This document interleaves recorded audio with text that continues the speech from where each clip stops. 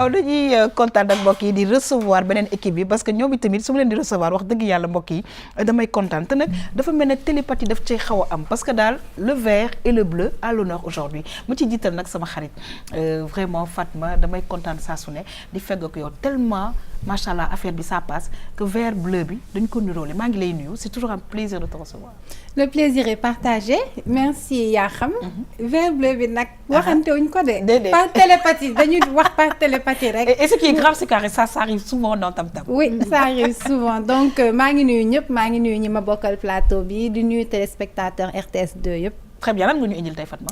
tey dama leen indil benn élément boo xam ni dafay wax ci le seddaay bi. pour conseil beauté ci seddaay bi. très très bien mbokk yi dinañ ci ñëw dans quelques instants ñuy kontaan nag saa su ne di feggoo ak ki nga xamante ne bi vraiment sunu càmmiñ la te ma ngay def liggéey bu rafet ci RTS 2 Malcolm Comedy Show waaye tamit saa su ne dañu indil ay invité surprise en tout cas bu ñu nee invité surprise xamaguñu kan la en tout cas Malcolm ñi ngi lay nuyu di la dalal jàmm toujours un énorme plaisir de te recevoir. merci beaucoup partagé. leen di fay di nuyu ñi nekk ci plateau bi yëpp di nuyu sénégalais yi di wax ñëpp ñi nga xam ne sol nañ noir et blanc puisque ñëpp bleu lañ sol vert maa ngi leen di big up gars yi sol noir et blanc yëpp ci kaw ci kanam rek jaay fa. Alors c'est vrai que tu sais nous les femmes c'est grave hein. Oui. C'est-à-dire on a juste parlé de nous. On a zappé. Et voilà on a un peu zappé notre Baye Fall maa ngi leen di siyaar sol leen noir et blanc ñoo far caméraman ak yooyu. waaw ñu ngi kontaan nag saa su ne mbokk yi parce que nag bu ñuy feggoo ak sunu ay xarit dañuy kontaan te tey nag macha allah suñu xarit Aïcha saa su ne rek gis nga ak look vraiment africain bi vraiment indil ñu musóor tey indil ñu daal façon bu ne Aïcha affairage maa ngi lay nuyu. non t'es magnifique. yaa xam ci waa bien. non t'es magnifique. merci je suis contente. Qu'est-ce qui se passe. dama kontaan. dama kontaan. waaw mais dafa am kontaan à l'africaine ak kontaan à la française. qu'est-ce qui se passe ñam ñaar ñëpp. parce que affairage bi tey. c'est à cause de Manu. c'est à cause de Manu. tey damay waxtaan waxu Manu. d'accord. Aïcha ñu ngi lay nuyu. maa ngi lay fay di la dalal jàmm. merci à chaque fois dañuy kontaan vraiment di fekk ak yow rawatina nag ci plateau spécial samedi bi Tam Tam. mais tey Tam Tam couleur yi rafet na. gis nga. et comme a dit Fatma. on s'est pas entendu de. waaw en tout mais cas quand même y a le noir et blanc aussi de l'autre côté. c'est ça. kontaan naa. waaw di bokk ak yow plateau. très bien moi aussi di nuyu téléspectateur u RTS 2. di nuyu Malcolm. avec ton blanc et noir. di nuyu Khady. voilà très bien en tout cas ñu ngi lay gërëm di la sant bële dafa nekkoon monogame mais tey nag moom nee na polygame. boo xam ne dafa tarxis sax. yaa si 8 quoi 8 femmes. merci beaucoup Aïcha saa su ne mbokk yi dañuy kontaan di feggoo ak ki nga xamante ne bi mooy sunu xarit Khady di la Saint-Louisienne ñu nuyu waa Saint-Louis yi nga xamante ne bi ñu ngi Dakar di ñu seetaan waaye nag nekk fële aussi ca Ndar mère Ndella ak suñu bébé Awa ñu ngi koy nuyu Khady ñu ngi lay nuyu di la dalal jàmm à chaque fois dañuy kontaan parce que nag wax dëgg yàlla bon plan tamit am na solo gis nga Tam Tam chronique yi yëpp am solo bu ci ñëw rek nga ne bi de saa su ne maa ngi ciy jàng yow tamit ñoo ngi jàng ci yow bu baax te dañuy ñëw ci vraiment endroit bu bakkane dans quelques instants. dëgg la yaa xam dañuy ñëw ci endroit bu bakkane maa ngi lay nuyu di nuyu ñi ma bokkal plateau bi di nuyu sénégalais yi ñu dem ba ci kanam ma wan la endroit bu jekk boobu très très bien Khady ñu ngi lay nuyu ñu ngi lay encore gërëm di la sant waaye ñu ñëw nag ci conseil beauté parce que nag conseil beauté saa su ne mbokk yi dafa ñuy gunge te nag wax dëgg yàlla fan yi wax dëgg yàlla sedd na te sedd bi dafa am lu nga xam sedd na de il fait climat. il fait climat il fait farawa. farawa c'est trop. bon Aïcha bàyyi ba waay léegi nag mbokk yi ñu dem xool lan la ñu Fatma indil tey ci conseil beauté parce que nag froid bi dafa am lu mu àndal mbokk yi ñu dem dellu si waat. dañuy jëfandikoo diw ngir yaram bi ak bopp bi tax na ba tey ji ñu nemmeeku xeet bu nekk ci marché bi mu jógee ci wàllu ñi yëngu ci cosmétologie parapharmacie wala sax ñu ko defaral seen bopp ñu jàpp ni yaram ak karaw bokk na ci liy gën a am jafe-jafe ci tangu sedd bi ci loolu ñu war ko toppatoo ngir rek seen wérgu yaram. ni nit ki di amee xol bi di dund der bi tamit noonu lay dunde chaque fukki fan ak benn yaram bi day changer day am ay cellules yoo xam ne day modifié wu mu màgget dee yeneen ñëw remplacer ko donc du coup bu nekkee ni yow da ngay toppatoo sa yaram ak yooyu nag da ngay tax yaram bi gën a baax te buy màgget tamit màggetaay bi day gën a rafet. Binta Seck mi loolu la xam moo tax saa bu sedd bi duggee mu ñëw ut si beurre de karité bii ngeen xam ne ay at a ngi nii moom rek lay jëfandikoo. am na ay vitamines liposolubles yoo xam ne si boo ko diwoo sa yaram la dugg sa biir yaram la dugg ci sa biir derme bi rawatina nag sedd bi moos day xar tànk di xar yaram. xet gi ba la déranger mu nga jël sa xolitu orange bi wala xolitu mandarine bi soo ko toggaalee day wàññi day dindi xet gi même geste de citron tamit ku nekk xam na ne citron am na vertu orange am na vertu ci geste bi am na ay huile essentielle mandarine am na ay huile essentielle. produit naturel yi lee moom la ñu taamu jamono ji moo tax saa bu sedd bi jubsee rek seen njaay dafay dox bu baax. karité bi li nga gis ni xam nga karité bi dafa baax ci doomu adama karité bi soo ko traité dafa baax su fekkee traité wul yëpp benn karité la. loo amul karité moom instant yi ndax dafa sedd du dem daal ndax sa yaram dina niin yooyu yëpp loolu moo tax. ma ñëwoon di jënd si 300 kilos. mu am tamit yeneen xeetu diw yu ñuy jëfandikoo mu di huile essentielle yii ku mel ni Patricia yorab salon de coiffure farataal na di jëfandikoo produit naturel yi ngeen xam ne lu ci ëpp moo koy defaral boppam te client yi sopp ko lool. sedd bi fii karaw yi day damm parce que ngelaw bi bon temps bi da ngay def ay produits nga xamante ne ay produits naturels ay qualité ay huile yoo xamante ne ci suñu race yi lañ koy jëlee. sedd bi it ci la ñuy nemmeeku tànk yu xar yi sunu maam yi nag daan jëfandikoo lu mel ni xeer ak it karité ngir nooyal ko tey jii salon yi jële fi lii lépp di indi li ñu naan pédicure. ñoom dañ daan xooj def xeer mais loo gis rek ak jamono instant bi ñun lii lañ tollool xam nga ñëw fay suñu xaalis ñu pédicure ñu ba mu baax ñu dem ñibbi. ba pare sedd bi pour mu bañ a xar tamit. der ak it karaw bokk na ci li gën a am jafe-jafe saa yi coppite amee ci wàllu jaww ji ñi ci seen xam-xam màcc jàpp ni lu ñu war a toppatoo la ndax rek bu ñu nasaxee mën na andi feebar yu mel ni cancer.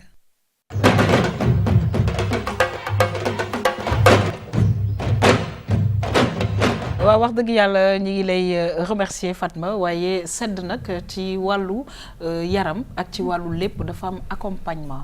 accompagnement bi yaakaar naa ne gis nañ ay mbir yi nga xamante ne bi bu nu ko jaxasee defe naa ne dana gën a baax ci li nga xamante ne bi mooy suñu yaram. bien sûr yaa xam comme ni ñu ko waxee ci reportage bi sedd bi dafa am ay produits yoo xam ni moom lañ ci recommander nit ñi. d'ailleurs sax dinaa ci ñëw semaine prochaine fii ci ay démonstration mais tout ce qu'il faut retenir aussi c'est que sedd bi comme ni ko dermatologue bi waxee nit ki da nga war a gën a jël attention ci sa yaram du sa der kese parce que karaw yi dañuy damm tànk yi dañuy xar der bi dafay wow. Très bien. Donc il est recommandé que pendant sedd bi nga wut produit yu baax yoo xam ne dina nourrir sa peau nourrir say karaw nga di ko jëfandikoo parce que bu leen fàtte ni sedd dina gaaw a màggetal nit xaw ma ndax xam ngeen ko mais sedd dina tax nit gaaw a màgget dina tax sa der gaaw a màgget dina tax sa karaw yàqu dina tax sa tànk yi di xar. D'accord. Et déjà même ni ko médecin di waxee période sedd déjà dañ lay recommander ngay lekk bu baax. Oui, di tout à naan fait. lu tàng. Surtout soupe. C'est recommandé période sedd.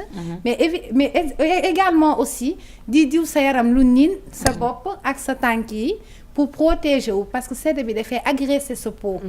alors Fatma gis naa ci biir reportage bi te yaakaar naa ne ñun daal waa Afrique produit bu nga xamante ne bi ñun ñëpp ñu ngi koy utiliser te nañ koy waxee baax na ci liir yi ci xale yi ci mag yi ak ñëpp daal muy le beurre de karité et surtout le beurre de karité pur.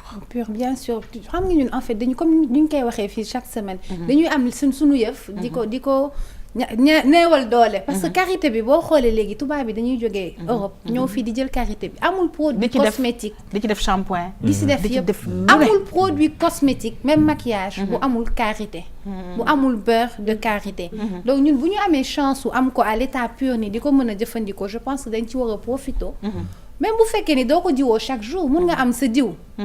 normal bi nga utiliser chaque jour mais de temps en temps nga defar sa benn mélange ak karité def ci ay huile essentielle huile de carotte huile de baobab coco exactement nga def ko ci diw ko sa yaram de la tête aux pieds karaw yi ba ci tànk yi nga tëdd dina nourrir sa peau dina nourrir say karaw tu le fais au moins une fois par semaine wala 2 fois surtout ak période sedd bi nga continuer sa diw normal. alors Aïcha gis nañ ne que vraiment jigéen ñu bëri comme ni ko Fatma waxee ci sedd bi ñoom jot nañoo xam naka la ñuy def pour entretenir seen peau alors mi ngi wax sànq une fois par semaine mais je pense que le week-end justement comme tey le samedi il y a beaucoup de femmes yi nga xamante ne bi ci la ñuy profité def vraiment ay bain d'huile ci la ñuy profité jël seen yaram yi yëpp def ci huile mën a yendoog moom parce que tamit loolu bokk na ci li nga xam ne day entretenir yaram. c'est vrai yaa xam mais j'aimerais ajouter benn affaire boo xam ne man Aïcha Touré de beurre de karité laay diw. moo tax it macha allah temps bi rafet na. chaque jour c'est-à-dire que am na yenn yoo xam ne dañ koy jël. def ko par exemple un bain de soin. exactement wala bain de man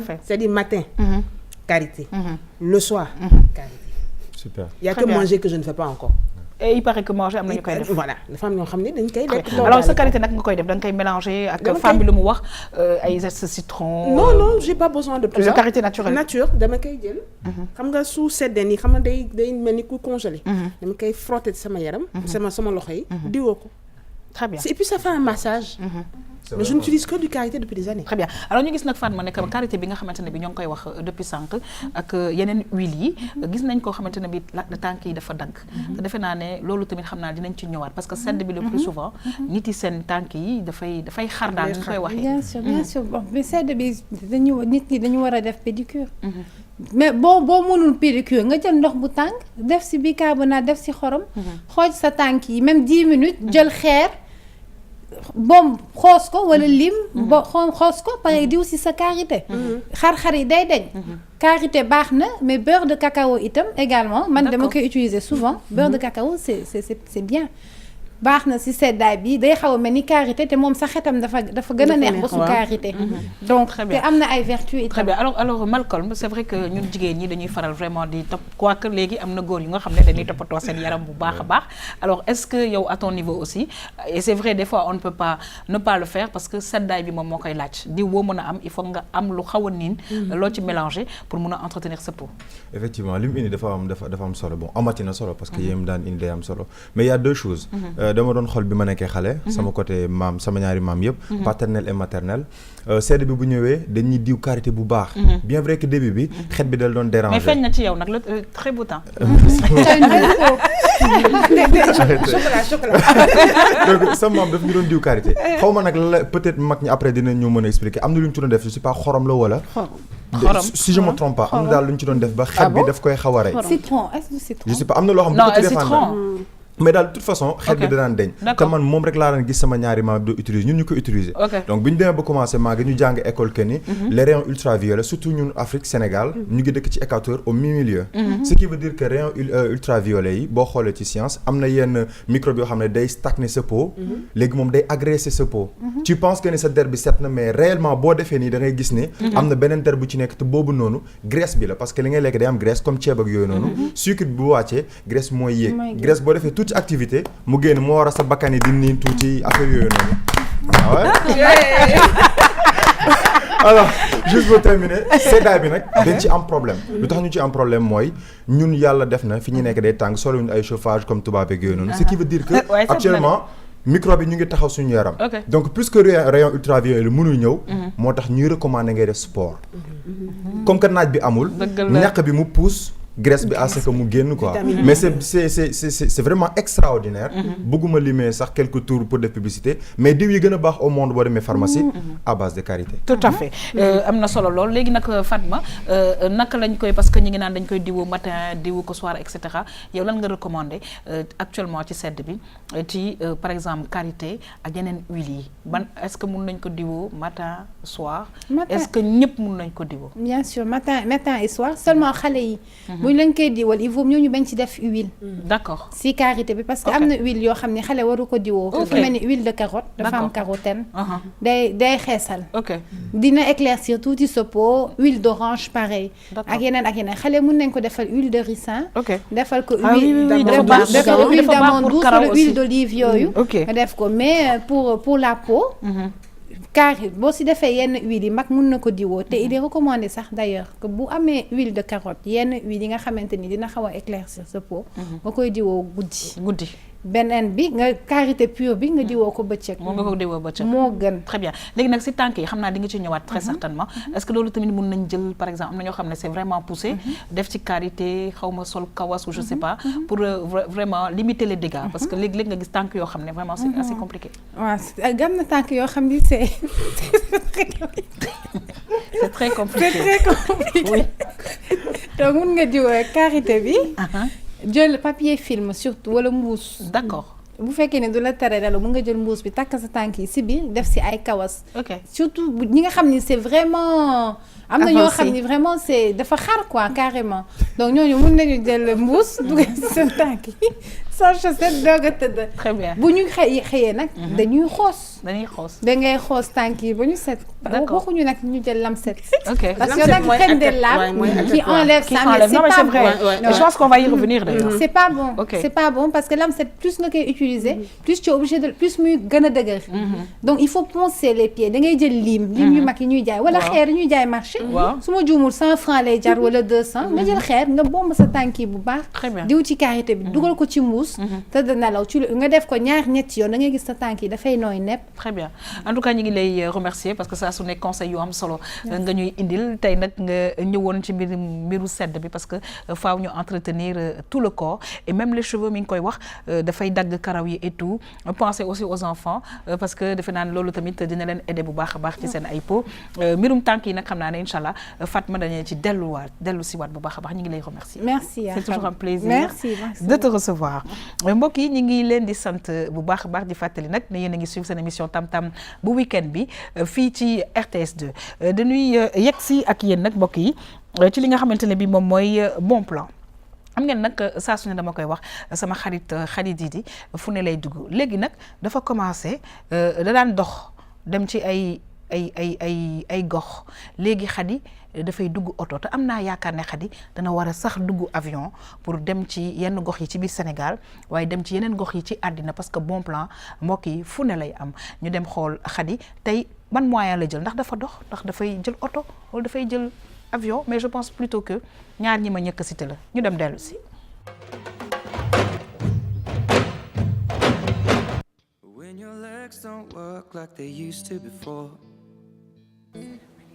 Aleykum salaam ça va dalal ak jàmm fii ci Body Bess Spa.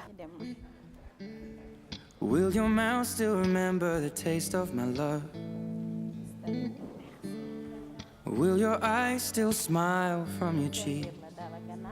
Darling, I will be loving you till we're 70. And baby, my heart could still fall as hard at 23. And I'm thinking about how people fall. Allô, Madame Sall. Madame Sall, j'écoute. Vous pouvez descendre, s'il vous plaît. D'accord, j'arrive. Well, me, I fall in love with you every single day. I just wanna tell you I am. So honey now. Je me présente, je suis Madame Sall, je suis spa praticienne esthéticienne. Je travaille à Body Bess depuis un certain temps. Body Bess, c'est un spa, en fait, en général, les gens ils disent institut de beauté. C'est ce qu'on appelle un spa. Un spa, ça englobe tout ce qui est beauté, hein, de la tête aux pieds. Le visage, le corps, les cures d'amincissement, les enveloppements hydratants, la balnéothérapie, le jacuzzi, le soin, voilà. C'est vraiment, on englobe tout ce qui est beauté en fait dans Body Bess Spa. Ce que nous proposons pour la Saint-Valentin, c'est des soins pour les couples, des soins doubles, disons. Nous avons genre des modelages en cabine pour 2 personnes. Là, vous avez le jacuzzi, vous avez le hammam, pédicure, manucure. En fait, nous créons des forfaits pour les couples pour la Saint-Valentin. Je vous propose un rituel. Le rituel, moi, tout ce qui est forfait. Le rituel consiste à une vapeur à l'élixir parfumé. Hein, vous avez des senteurs parfumées. Élixir parfumé suivi de modelage flèche de Cupidon aux huiles aphrodisiaques. Après, nous avons le soin de visage soin de visage avec ben produit bu ñu tudd Ruby. Daaw on avait fait l'or, cette année on le consacre au Ruby. Après que dem manicure pédicure, au pétale de rose. Tout ça, ça va avec la Saint-Valentin. Et suivi d'une coupe de filtre d'amour à la fin. Pour finir. Et am na yu bare surprise yu bare yu si des. Fii mooy fi ñuy defal loxo ak tànk. Soo fi génnee sa tànk moom day rafet.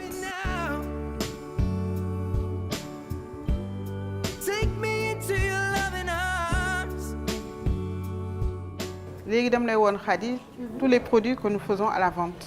Les produits jógee France, Afrique, Dakar, États-Unis et Asie. Voilà. Tout ça, ce sont des produits de soins.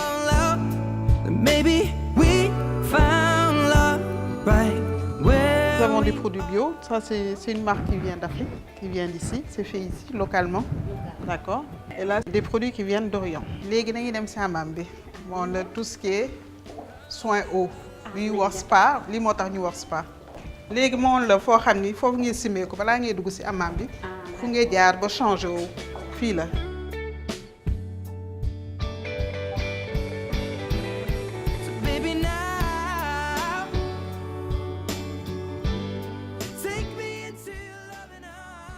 Hammam bi dafa xaw a tàng, c'est humide à l'intérieur.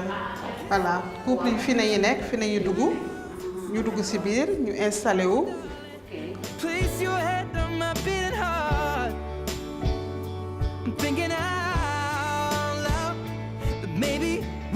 Lii mooy plateau fi savon noir bi di nekk.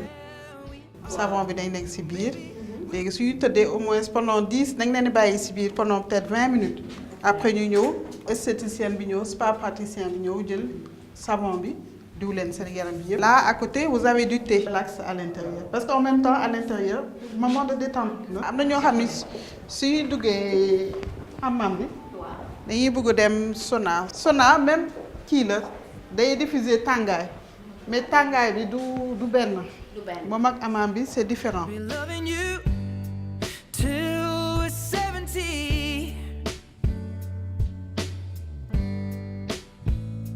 Baby, my heart could still fall less. Fii mooy tout ce qui est faux ongles. Lu ñuy wax faux ongles ay décoration yi yëpp fii nañ koy defee. Léegi Khady, je te présente tout ce qui est maquillage.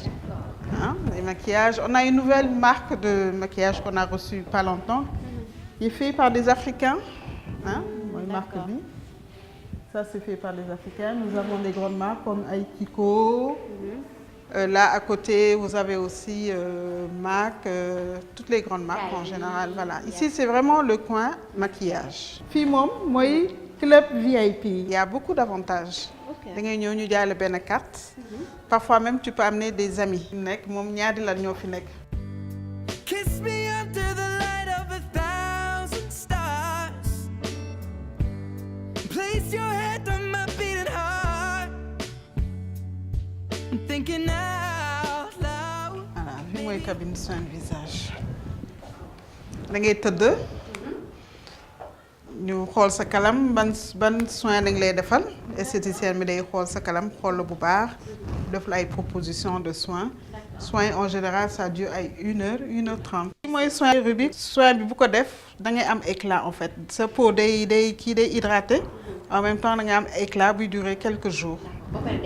Day rajeunir voilà. Léegi nag dañuy dem point jacuzzi li ñuy wax point jacuzzi waaw fii nañuy jeexalee soo defee sa soin yëpp fii ngay jeexalee voilà nga mujjee fii nga dugg si biir lii nañuy wax jacuzzi moment détente relaxation si biir dafa am ay jets yoo xam ne soo duggee si biir day massé waat encore tout sa yaram.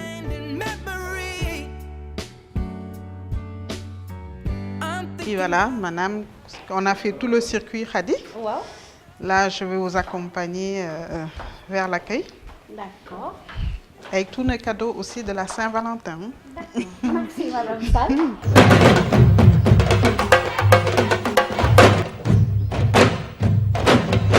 sànq nag maa ngi doon wax Khady ndax dafa dox ndax dafa jël oto wala avion bi yoon nag Khady dafa jël oto parce que Khady man lii xam naa ko lii nag il faut que yow nga ma bàyyi la nga waxal ñu ko mais daal la ma ca xam mooy point E la nekk te fii bakkane fii ñuy waaj Saint-Valentin bi man daal li may digal mooy ku mën na nga fa dem waa gox bi sax xam na daal nettali daal ci làmmiñu borom waaw wax nga ko sax xam nga fa Point E la nekk ginnaaw piscine olympique ñu ngi koy woowee Body Best voilà très bien la dernière fois xam nga indiloon naa leen si ñamal leen si tuuti ne leen nañ bàyyi ba samedi tey ma jox leen adresse bi léegi nag ñëpp mën nañ fa dem surtout ci Saint-Valentin bi jox seen jabar yi cadeau wala seen sœur wala seen yaay wala seen jëkkër waaw ku la neex daal wala sa jëkkër nga jox ko cadeau mu yegg fa bakkane na wan nañ la liñ fay def yëpp macha xanaa rek di def benn parenthèse yaa xam la dernière fois bi ma fa demee maa ngi leen indiloon massage balnéothérapie oui tout à fait waaw ñu ngi nekkoon di ne mën nañ dem ay lac rose et tout mais bi ma gëstoo nee nañ ma non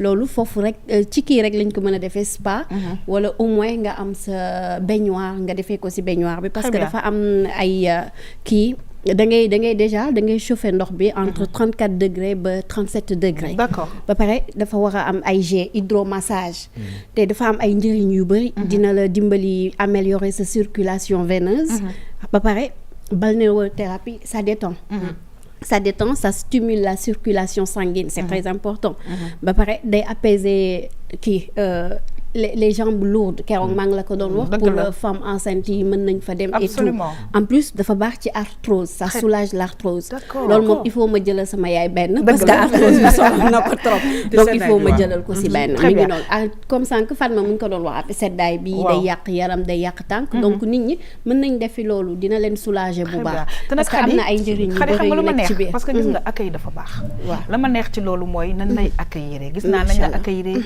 jox nañ la nga naan ak yow ci jàmm ak salaam dugal la nag ci seen ruq yeeg ruqaat yi parce que ruq yeeg ruqaat fu ne am na luñ fay def ñii suñu buggee ñu dem Body Best danañ ko def ba mu baax. ba pare yaa xam ñoom dañuy def permanent vernis permanent. d'accord pour ñi nga xam ne dañu bëgg vernis bi yàgg seen loxo. mën nga dem ñu defal la fa vernis permanent. mais boo ko bëggee dindi. il faut nga delluwaat ba ci ñoom. te nag xam nga lu ma neex mooy soin de visage bi ñu ne. dina def 1h à 1h30. Body Best man moom dama la si yéene bu baax. moo tax il faut balaa kii bi di jeex ma ñëw ak yow si benn affaire. non bëgg nañ ko lool. moo tax vraiment Body Best daal.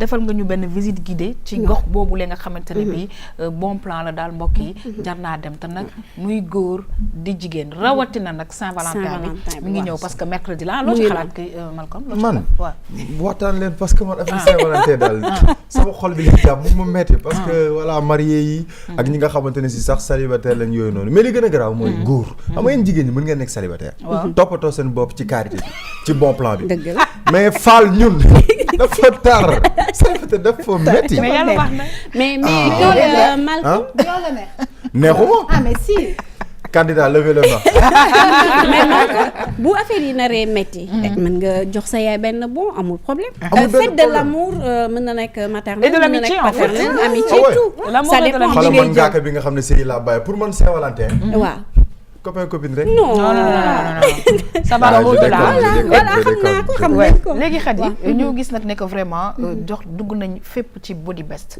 te nag Body Best vraiment il faut que nag ñu ñëw nag ci vraiment waaw am na fa surprise bu ma leen di indil Body Best nañ dem ñu xooli ko waaw kon nag Khady nee na surprise te Saint-Valentin dafa ànd ak surprise mbokk yi ñu dem xool surprise bi waaye ci biir Body Best lay doon ñu dem dellu si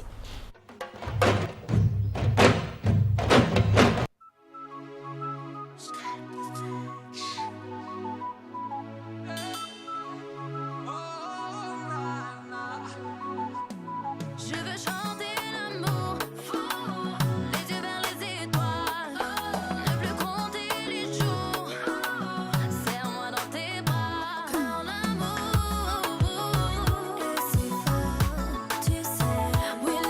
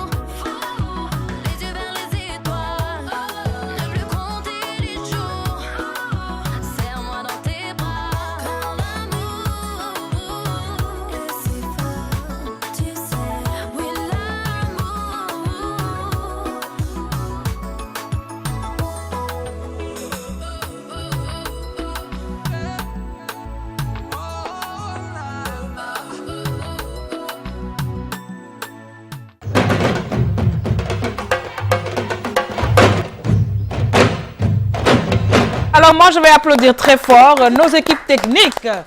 Voilà les équipes techniques de la RTS2.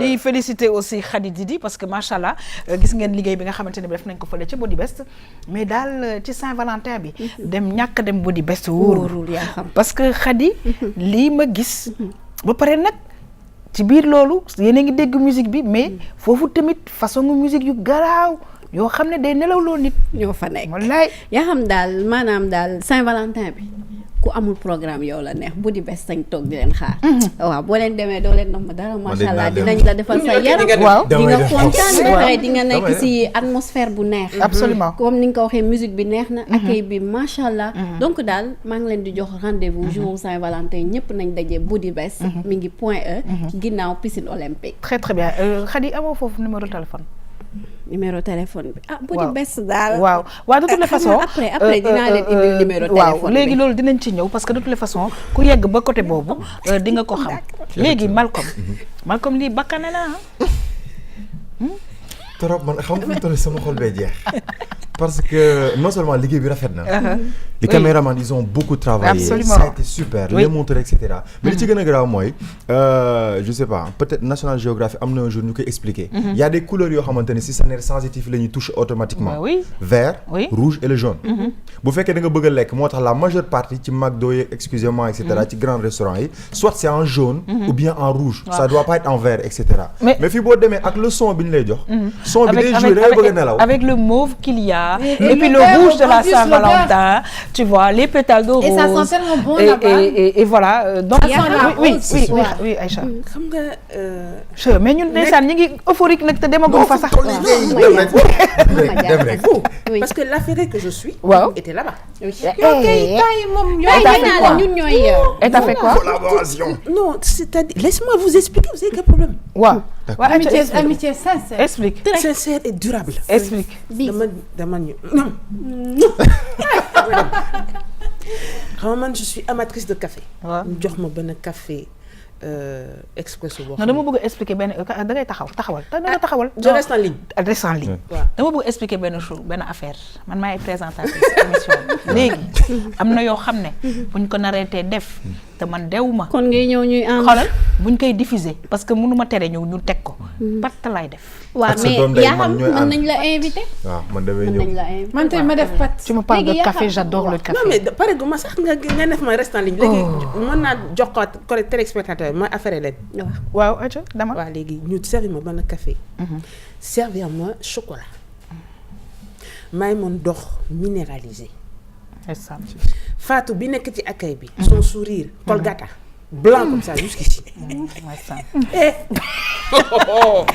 mais nekk foofu accueil bi et comme Malcolm le disait couleurs yi ñoo apaiser ça mais est-ce que xam nga lu tax c'est-à-dire que il faut savoir que genre lieu yu bakkane yooyu c'est des études dañuy étudier doomu aadama bi parce que les couleurs comme le dit si bien Bichiba couleurs yi dafa am effet bu muy def ci doomu aadama donc du ñu ñëw rek ibbi fenn rek daal di koy defar non dafa am couleurs yi dafa am le choix matériel bi dafa am ak matériaux yi li ngay sol fi ngay toog lan ngay gis et cetera donc waa Body Best dañu investir pour que nit yu fay ñëw mën a nekk vraiment à l'aise ba pare bëgg boo fay dugg xëy na sonn mais booy génn da ngay def nii ba pare yaa xam am na luñ ma fa wax nee nañ ma boo defee massage ñun d'habitude bu ñu defee massage rek suñ paree dañuy bëgg dugg sangu parce que dañ naan dañu niin mais nee nañ boo defee massage boo paree mën nga ko garder bu nekkee journée lu mën nga ko garder toute la journée bu ne mën nga ko sax fanaanoo parce que y a des huiles essentielles très très bien donc ça t'aide à muy gën a dugg sa yaram di fa liggéey beneen liggéey non mais ça j'ai déjà essayé léegi yaa xam yaa ngi ma doon laaj sànq numéro Body Best xanaa ma jox ko téléspectateurs yi di leen ne mën nañ jël dès à présent rendez-vous Body Best pour préparer Saint-Valentin bi très bien mën ngeen leen woo si 33 824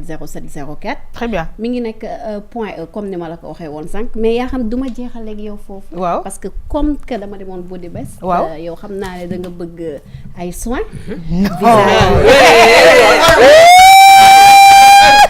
Here we go.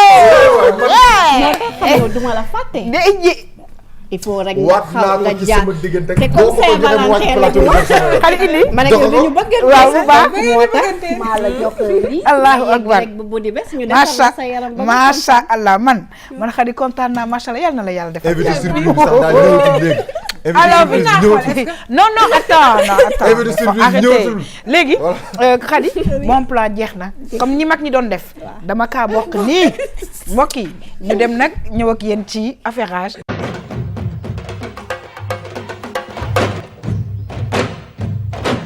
waaw kon nag Aïcha duñu def rek lu dul ñëw ci affairage. alors xam ngeen Pamela Anderson. oui bien sûr. Elle était star dans. Oui. Alerte à Malibu. Alerte à Malibu, ouais. Avec ces trucs-là qui. Oui, ces trucs, voilà. Ouais. Vous savez, le monsieur qui est à côté d'elle, là, qui jàkkaarloo ak moom. Waaw. Il a 31 ans. Non, jàkkaarloo ak moom, ça veut dire jàkkaarloo nii la. Ouais, sa mais kanam ki dend. Dend jàkkaarloo, c'est même deux là. C'est même deux là. Pamela a la chance. Waaw. Pamela daal xam nga Pamela am na 49 ans. Ok.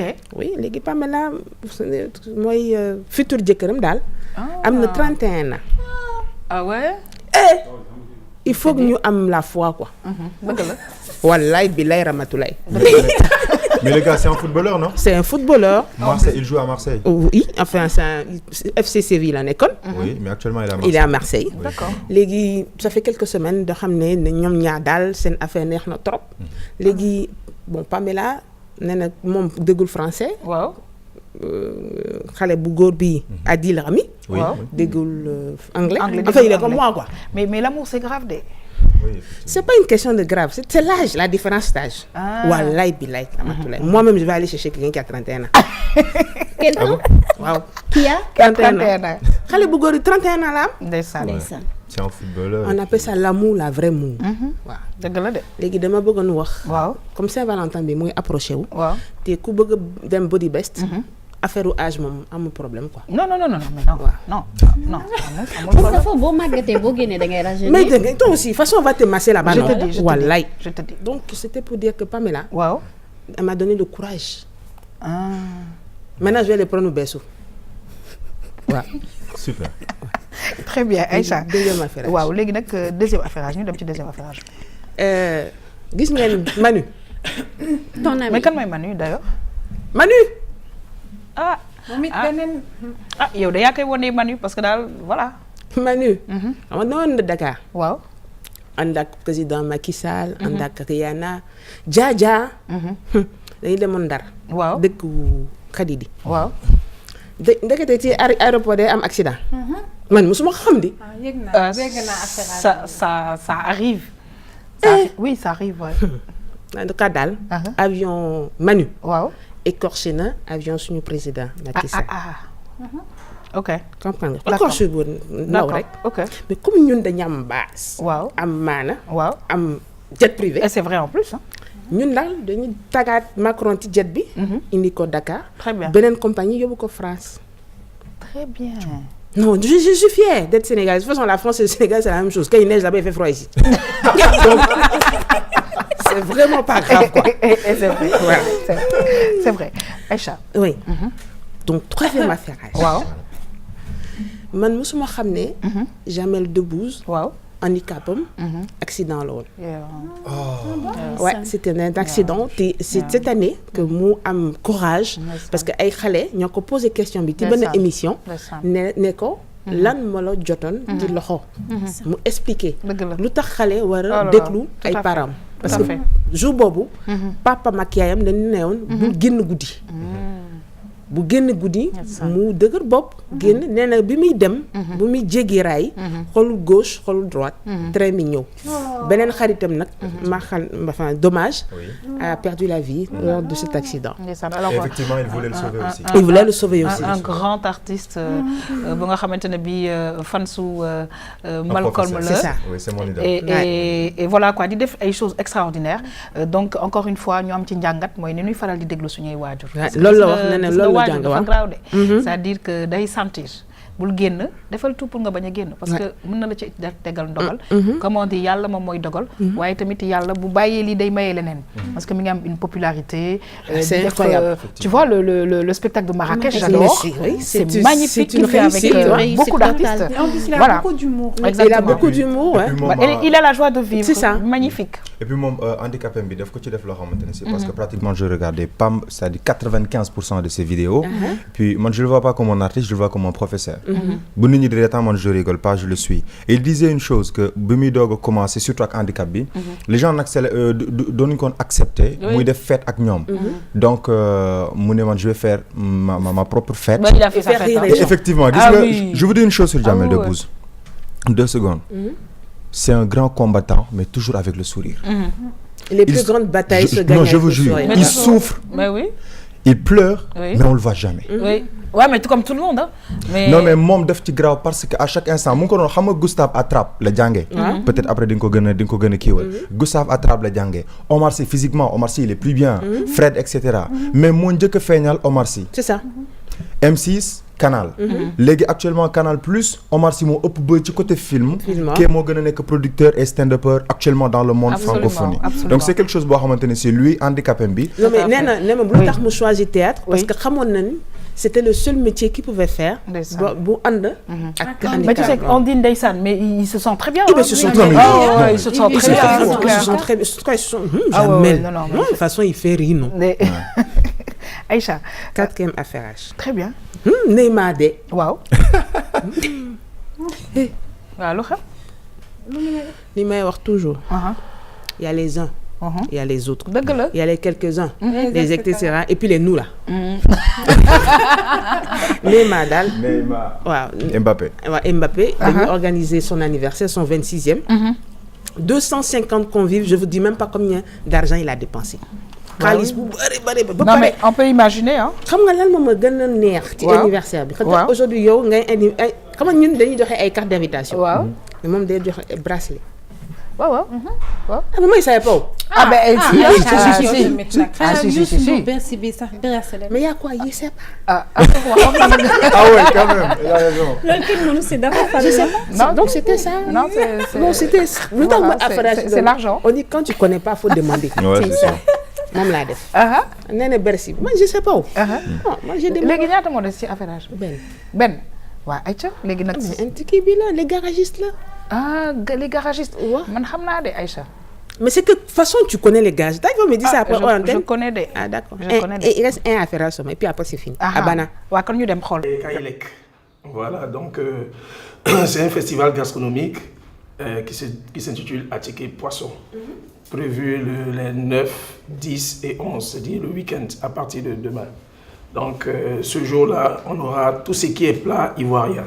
Attiqué, poulet, escargot, aloko, il y aura du tout. Et comme vous le constatez, les garagistes sont là pour vous faire danser. Donc en plus de manger, vous aurez l'occasion de danser, de vraiment vous amuser ce week-end. C'est pour les mouillés qui n'ont pas de prix. Sinon nous on avance. Laissez les gens la parler.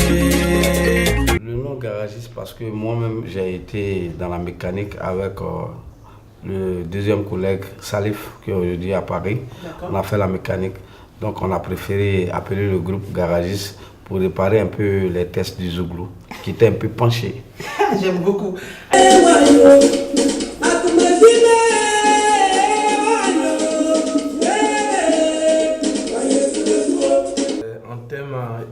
Ivoirienne et le Zouglou c'est une danse folklorique du terroir BT. D'accord. Voilà, c'est de la loukou qui s'est transformée en woyo aujourd'hui qui fait qu'aujourd'hui tout le monde est dans la mouvance qu'on appelle le Zouglou. Hey mon frère, trop c'est trop, arrête.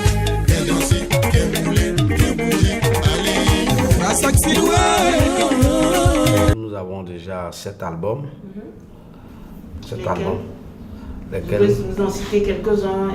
Il y a, je sais qu'il y a Tapis Rouge qui est le dernier. Il y a vous a marqué. Il y a Enfant Chéri, il y a Bébé Abandonné, il y a Titrologue. Qui vous a plus marqué? Tapis Rouge qui est sorti en 2003-2004, qui a fait déjà le buzz comme c'est des verts. Et raison pour laquelle nous sommes ici, parce que c'est qu'il y a un titre que les Sénégalais aiment plutôt. C'est lequel? Voilà, Kouyou. Peut nous en donner un peu, Kouyou? Non, c'est vite fait. Kouyou namani o beyo namani o ye. Ae namani o beyo namani la ye.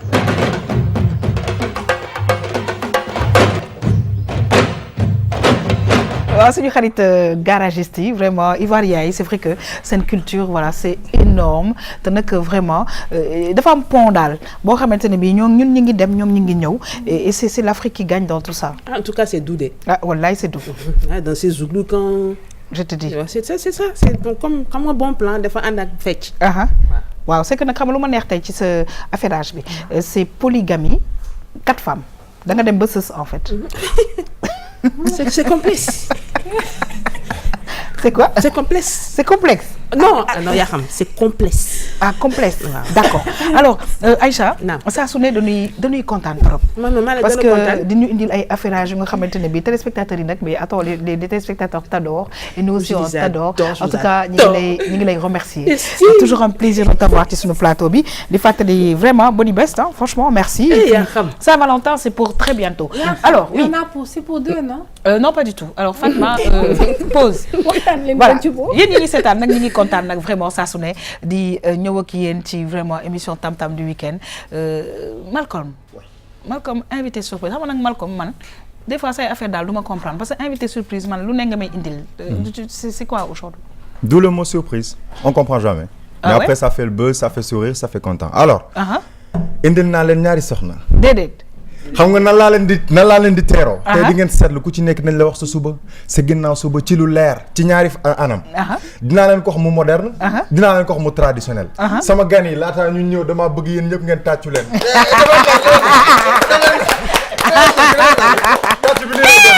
asalaamaaleykum gan ñëw na. nee leen ko bisimilah. salaamaleykum gan ñëw na. nee leen ko bisimilah. asalaamaaleykum gan ñëw na. nee leen ko bisimilah. salaamaleykum gan ñëw na. nee leen ko bisimilah. yaa de koodu yegsi na ne leen bisimilah. yaa de koodu yegsi na ne leen ko bisimilah. soxna si. na nga def. sant yàlla. yow noo tudd. Kuddu. Kuddu. ok yow noo tudd. man maay Yaadi Wasa. Yaadi Wasa. waa léegi tani gi nag parce que nag gis nga la dernière fois seet bi ma seet fii en tout cas man kenn dàquma tani te nag wax dëgg yàlla samay weexal mais vraiment kiiwul. yombul daal. non jafewul. jafewul ah ok. j'ai demandé 1 million ak ay cheveux naturels. ah bon ngir prévenir leen yéen plateau. waaw. ñaar ñii. mbokk ya xarit ay wujjule. ah bon kan may aawa pardon kuy aawa. xoolal rek. xoolal rek. kuddu nag mooy aawa. ñaareel xaritu jëkkër la. benn. waaw ñaar nee leen. waaw jubóowuñu. ah mais tu sais c'est un peu rare ay wujju yu jubóo. dama nak ñett seen seet yi. ku ci nekk day bëgg a ëppale moromam bu subaa tey. ñu jubóo. bu ginnaaw suba yéen a ngi nii moo tax ñu indi leen fii. yaa de kodo ngi nii ñoo war a def Wasa fii ci Sénégal fii ci RTS2. ñii dinañ tasum réew parce que li xew Sénégal yëpp. léegi kii xam nga d'habitude góor ñi duñu seetlu man comme dama bëgg nga pause. waaw léegi man daal damay xool waa defal nànk. man de ay client footballeur laa ëppale. ah bon ay ñuy topp plateau. ah bon ay réalisateur. ah bon man su ma leen fi limee fi wàcc. déedéet. waa léegi Marème Faye Sall maa koy seetal première dame. waaw. xam nga lan laa bëgg ñu xam ko. waaw Adja Ngone Gueye. waaw maa koy seetal. déedéet. Adja Ndeye Mbaaxe maa koy seetal maam Kumba Ndooy. waaw maa koy seetal. waaw bari na VIP yu may seetal ak Ndeye Jale Ndiaye ak Adja Fatou Gueye Sarr Bamba. waaw waaw léegi nag xam nga lu ma jaaxal mooy que set bi non franchement y a le choix parce que y a les cartes. et puis cartes yi bon man miinu ma ko torop. man de jotaay bi foog ma dagg la yaa xam ndax sama gémmiñ gaa ngi fet. déedéet. waaw ku ñu waaj a takk fii ci jotaay bi.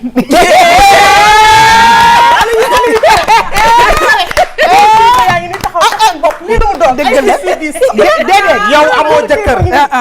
amagoo.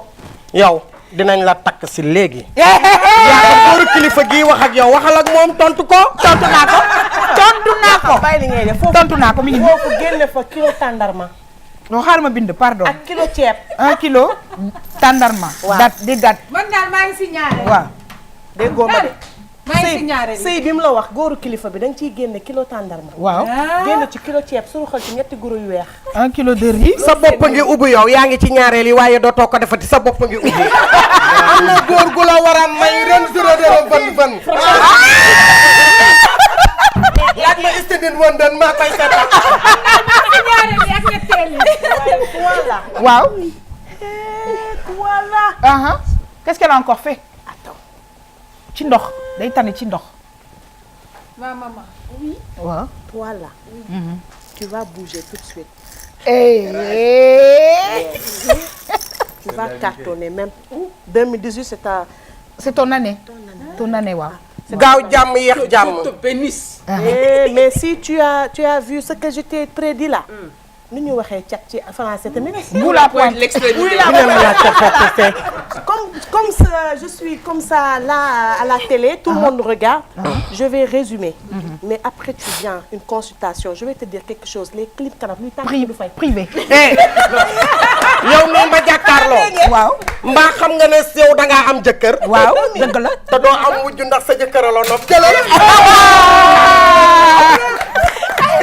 mais nag bu weesoo loolu yëpp. waaw jàmm ak salaam rek laa gis RTS 2. dex na yokk ba yëg ko. amiin waay yéen ku leen laal bës leen bouton dinaa la woon benn bouton ma placé fii. waaw yaa de kuddu ñëw. ñu am ñama-ñama yu ñuy def. yaa ngi dégg. waaw Malcolm yow suba soxla naa la. man waaw parce que xam nga fu ñuy luwee gaal. xam naa ko sarax bi ma war a génneel waaye RTS bëy laay génn laay yor. bëy laay jënd. xanaa Fadje moo koy jënd. Malcolm. naam. jigéen ñi teg nañ la bopp de. nañ la bàyyi. loolu dëgg la. ñu fanaan jàmm jigéen ñi nopp nañ la torop fu mu nekk nii. mën a goo dem. parce que dañ naan njool mu ndaw nga fii la feeñee. déedéet. lenn nag xam naa ko. di nga saraxe juróom-ñaari doomi guro. seerul ñaari xar yu weex am bindal yu bokk ndey ak baay. am bindal. sœur et frère. waaw faut écrire. di nga saraxe ñaari xar yoo xam ne. frère et sœur la ñuy doon. ay xara ay xaru frère et sœur. waaw man léegi bëgguma sa sarax. ok kon baax na. gis nga. waaw tuuti rek ci ñaar ñi ñu ngi gis benn symbiose. ñu ngi reetaan ñu ngi kaf mais en réalité. lu tax ñu bindee ko noonu. mooy dañuy wane la réalité sénégalaise. Alors je rappelle parce que yaa ngi wax bind je rappelle que c'est une série. qui s'appelle Wassa. boo xamante ne bi incha allah le 12. février maanaam altine.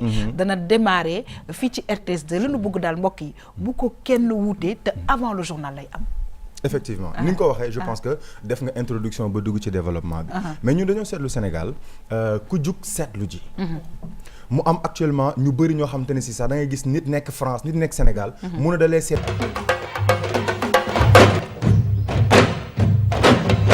waaw dañuy kontaan ak mbokk yi di recevoir beneen équipe bi parce que ñoom itamit su ma leen di recevoir wax dëgg yàlla mbokk yi damay kontaan te nag dafa mel ne télépathie daf cay xaw a am parce que daal le vert et le bleu à l'honneur aujourd'hui mu ci jiital nag sama xarit vraiment Fatma damay kontaan saa su ne di fegg ak yow tellement macha allah affaire bi ça passe que vert bleu bi dañ ko niroole maa ngi lay nuyu c'est toujours un plaisir de te recevoir.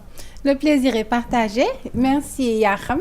vert bleu bi nag. waxante wuñ ko de. déedéet par télépathie dañuy wax par télépathie rek. et ce qui est grave c'est que ça arrive souvent dans Tam Tam. oui ça arrive souvent donc maa ngi nuyu ñëpp maa ngi nuyu ñi ma bokkal plateau bi di nuyu téléspectateurs RTS 2 yëpp. très bien lan nga ñu indil tey Fatma. tey dama leen indil benn élément boo xam ni dafay wax ci le seddaay bi. pour conseil beauté ci seddaay bi. très très bien mbokk yi dinañ ci ñëw dans quelques instants ñuy kontaan nag saa su ne di feggoo ak ki nga xamante ne bi vraiment sunu càmmiñ la te ma ngay def liggéey bu rafet ci RTS 2 Malcolm Comedy Show waaye tamit saa su ne dañu indil ay invité surprise en tout cas bu ñu nee invité surprise xamaguñu kan la en tout cas Malcolm ñi ngi lay nuyu di la dalal jàmm toujours un énorme plaisir de te recevoir. merci beaucoup partagé. leen di fay di nuyu ñi nekk ci plateau bi yëpp di nuyu sénégalais yi. di wax ñëpp ñi nga xam ne sol nañ noir et blanc puisque ñëpp bleu lañ sol vert.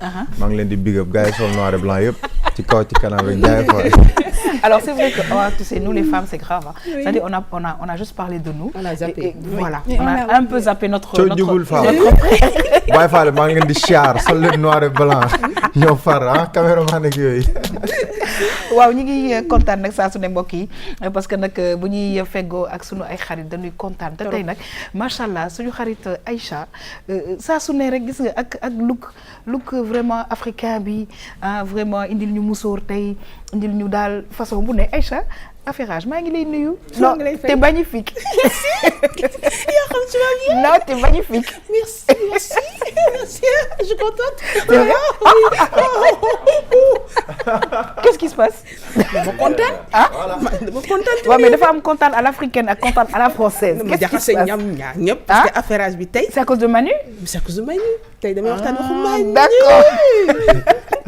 Aïcha ñu ngi lay nuyu. maa ngi lay fay di la dalal jàmm. merci à chaque fois dañuy kontaan vraiment di feggoog yow rawatina nag ci plateau spécial samedi bi tam-tam. mais tey tam-tam couleur yi rafet na. gis nga. et comme a dit Fatma. on s'est pas entendu de. waaw en tout mais cas quand même y a le noir et blanc aussi de l'autre côté. laisse ça. kontaan naa. waaw di bokk ak yow plateau. très bien moi aussi di nuyu téléspectateur u RTS 2. di nuyu Malcolm. avec ton blanc et noir. di nuyu Khady. très bien en tout cas ñu ngi lay gërëm di la sant bële dafa nekkoon monogame mais tey nag moom nee na polygame. boo xam ne dafa tarxis sax. yaa si waaw 8 quoi 8 femmes. merci beaucoup Aïcha saa su ne mbokk yi dañuy kontaan di feggoo ak ki nga xamante ne bi mooy sunu xarit Khady di la Saint-Louisienne ñu nuyu waa Saint-Louis yi nga xamante ne bi ñu ngi Dakar di ñu seetaan waaye nag nekk fële aussi ca Ndar mère Ndella ak suñu bébé Awa ñu ngi koy nuyu Khady ñu ngi lay nuyu di la dalal jàmm à chaque fois dañuy kontaan parce que nag wax dëgg yàlla bon plan tamit am na solo gis nga tam-tam chronique yi yëpp am solo bu ci ñëw rek nga ne bi de saa su ne maa ngi ciy jàng yow tamit ñoo ngi jàng ci yow bu baax te dañuy ñëw ci vraiment endroit bu bakkane dans quelques instants. dëgg la yaa xam dañuy ñëw ci endroit bu bakkane maa ngi lay nuyu di nuyu ñi ma bokkal plateau bi di nuyu sénégalais yi ñu dem ba ci kanam ma wan la endroit bu jekk boobu très très bien Khady ñu ngi lay nuyu ñu ngi lay encore gërëm di la sant waaye ñu ñëw nag ci conseil beauté parce que nag conseil beauté saa su ne mbokk yi dafa ñuy gunge te nag wax dëgg yàlla fan yi wax dëgg yàlla sedd na te sedd bi dafa am lu nga sedd na de il fait climat. il fait climat. il fait farawa. Farawa. c'est trop. bon Aïcha bàyyi ba waay léegi nag mbokk yi ñu dem xool lan la ñu Fatma indil tey ci conseil beauté parce que nag froid bi dafa am lu mu àndal mbokk yi ñu dem dellu si waat. dañuy jëfandikoo diw ngir yaram bi ak bopp bi tax na ba tey ji ñu nemmeeku xeet bu nekk ci marché bi mu jógee ci wàllu ñi yëngu ci cosmétologie parapharmacie wala sax ñu ko defaral seen bopp ñu jàpp ni yaram ak karaw bokk na ci liy gën a am jafe-jafe ci tangu sedd bi ci loolu ñu war ko toppatoo ngir rek seen wérgu yaram. ni nit ki di amee xol bi di dund der bi tamit noonu lay dunde chaque fukki fan ak benn yaram bi day changer day am ay cellules yoo xam ne day modifié wu mu màgget dee yeneen ñëw remplacer ko donc du coup bu nekkee ni yow da ngay toppatoo sa yaram ak yooyu noonu da ngay tax yaram bi gën a baax te buy màgget tamit màggetaay bi day gën a rafet. Binta Seck mi loolu la xam moo tax saa bu sedd bi duggee mu ñëw ut si beurre de karité bii ngeen xam ne ay at a ngi nii moom rek lay jëfandikoo. am na ay vitamines lipocellules yoo xam ne si boo ko diwoo sa yaram la dugg sa biir yaram la dugg ci sa biir derme bi rawatina nag sedd bi moos day xar tànk di xar yaram. xet gi ba la déranger ma nga jël sa xolitu orange wala xolitu mandarine bi soo ko toggaalee day wàññi day dindi xet gi même geste de citron tamit ku nekk xam na ne citron am na vertu orange am na vertu ci geste bi am na ay huile essentielle mandarine am na ay huile essentielle. produit naturel yi lee moom la ñu taamu jamono ji moo tax saa bu sedd bi jub see rek seen njaay dafay dox bu baax. karité bi li nga gis ni xam nga karité bi dafa baax ci doomu adama karité bi soo ko traité dafa baax soo fekkee traité wul yëpp benn karité la. loo amul karité moom instant yi ndax dafa sedd du dem daal ndax sa yaram dina niin yooyu yëpp loolu moo tax. ma ñëwoon di jënd si 300 kilos. mu am tamit yeneen xeetu diw yu ñuy jëfandikoo mu di huile essentielle yii ku mel ni Patricia yorab salon de coiffure farataal na di jëfandikoo produit naturel yi ngeen xam ne lu ci ëpp moo koy defaral boppam te client yi sopp ko lool. sedd bi fii karaw yi day damm parce que ngelaw bi bon temps bi da ngay def ay produits nga xamante ne ay produits naturels ay qualité ay huile yoo xamante ne ci suñu race yi lañ koy jëlee. sedd bi it ci la ñuy nemmeeku tànk yu xar yi sunu maam yi nag daan jëfandikoo lu mel ni xeer ak it karité ngir nooyal ko tey jii salon yi jële fi lii lépp di indi li ñu naan pédicure. ñoom dañ daan xooj def xeer mais loo gis rek ak jamono instant bi ñun lii lañ tollool xam nga ñëw fay suñu xaalis ñu pédicure ñu ba mu baax ñu dem ñibbi. ba pare sedd bi pour mu bañ a xar tamit. der ak it karaw bokk na ci li gën a am jafe-jafe saa yi coppite amee ci wàllu jaww ji ñi ci seen xam-xam màcc jàpp ni lu ñu war a toppatoo la ndax rek bu ñu nasaxee mën na andi feebar yu mel ni cancer.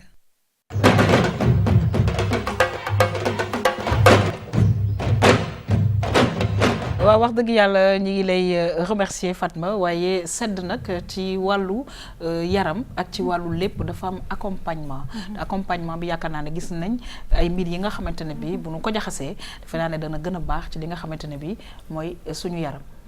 bien sûr yaa xam comme ni ñu ko waxee ci reportage bi sedd bi dafa am ay produits yoo xam ni moom lañ ci recommander nit ñi. d'ailleurs sax dinaa ci ñëw semaine prochaine fii ci ay démonstrations. mais tout ce qu'il faut retenir aussi c'est que sedd bi comme ni ko dermatologue bi waxee nit ki da nga war a gën a jël attention ci sa yaram du sa der kese. parce que karaw yi dañuy damm. tànk yi dañuy xar der bi dafay wow. très bien donc il est recommandé que pendant sedd bi nga wut produit yu baax.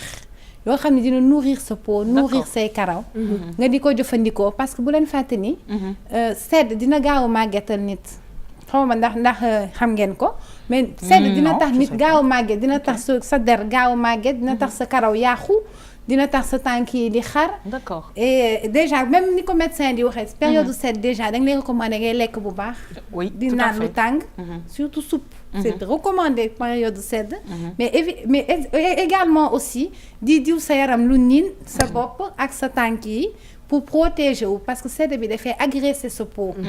alors Fatma gis naa ci biir reportage bi te yaakaar naa ne ñun daal waa Afrique produit bu nga xamante ne bi ñun ñëpp ñu ngi koy utiliser te nañ koy waxee baax na ci liir yi ci xale yi ci mag yi ak ñëpp daal muy le beurre de karité et surtout le beurre de karité pur. Pur bien sûr xam nga ñun en fait dañu comme ni ñu koy waxee fii chaque semaine. dañuy am suñu yëf. di ko neewal doole. parce que karité bi boo xoolee léegi tubaab bi dañuy jógee Europe. ñëw fii di jël karité bi amul produit cosmétique. di ci def shampoing. di ci def yëpp amul produit cosmétique même maquillage. bu amul karité. bu amul beurre de karité.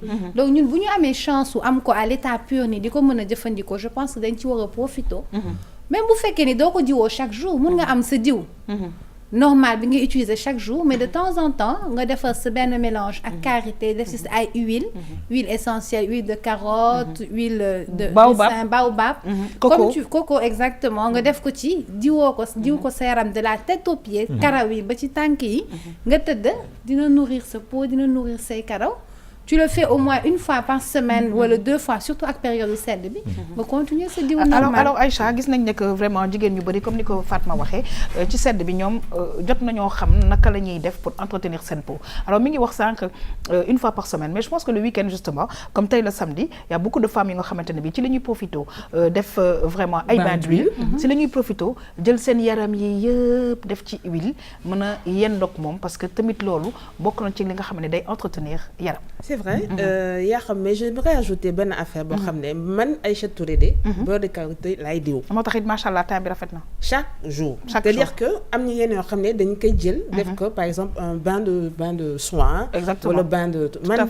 c'est-à-dire matin karité le soir karité super il y a que manger que je ne fais pas encore et il paraît que manger am na ñu koy def voilà dafa am ñoo xam ne dañ koy def alors sa karité nag nga koy def da nga koy mélanger ak femme bi lu mu wax ay zeste citron non j'ai pas besoin de plus le karité naturel nature dama koy jël xam nga su seddee nii xam nga day mel ni ku congelé dama koy frotter sama yaram sama loxo yi diwoo ko très bien et puis ça fait un massage mais je n'utilise que du karité depuis des années. Très bien alors ñu gis nag Fatma nekk karité bi nga xamante ne bi ñoo ngi koy wax depuis sànq ak yeneen huile yi gis nañ koo xamante ne bi la tànk yi dafa dagg te defe naa ne loolu tamit xam naa dinañ ci ñëwaat parce que sedd bi le plus souvent nit yi seen tànk yi dafay xar daal ñu koy waxee. bien sûr bon mais sedd bi nit ñi dañu war a def pédicure. mais boo mënul pédicure nga jël ndox bu tàng def ci bicarbonate def ci xorom.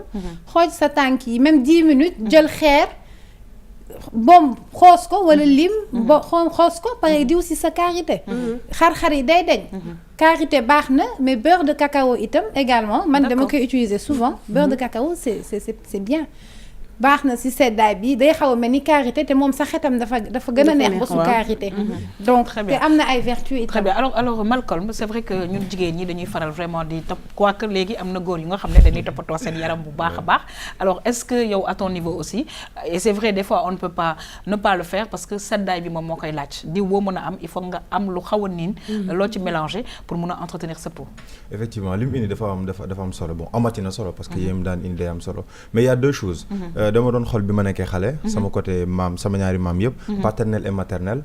sedd bi bu ñëwee dañuy diw karité bu baax. bien vrai que début bi xet bi dal doon déranger. mais feeñ na ci yow nag le très beau temps.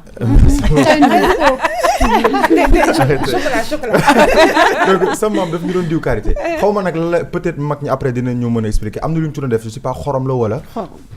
si je me trompe pas am na daal lu ñu ci doon def ba xet bi daf koy xaw a rey. citron est-ce que citron. je sais pas am na loo xam ne du ko ci défendre.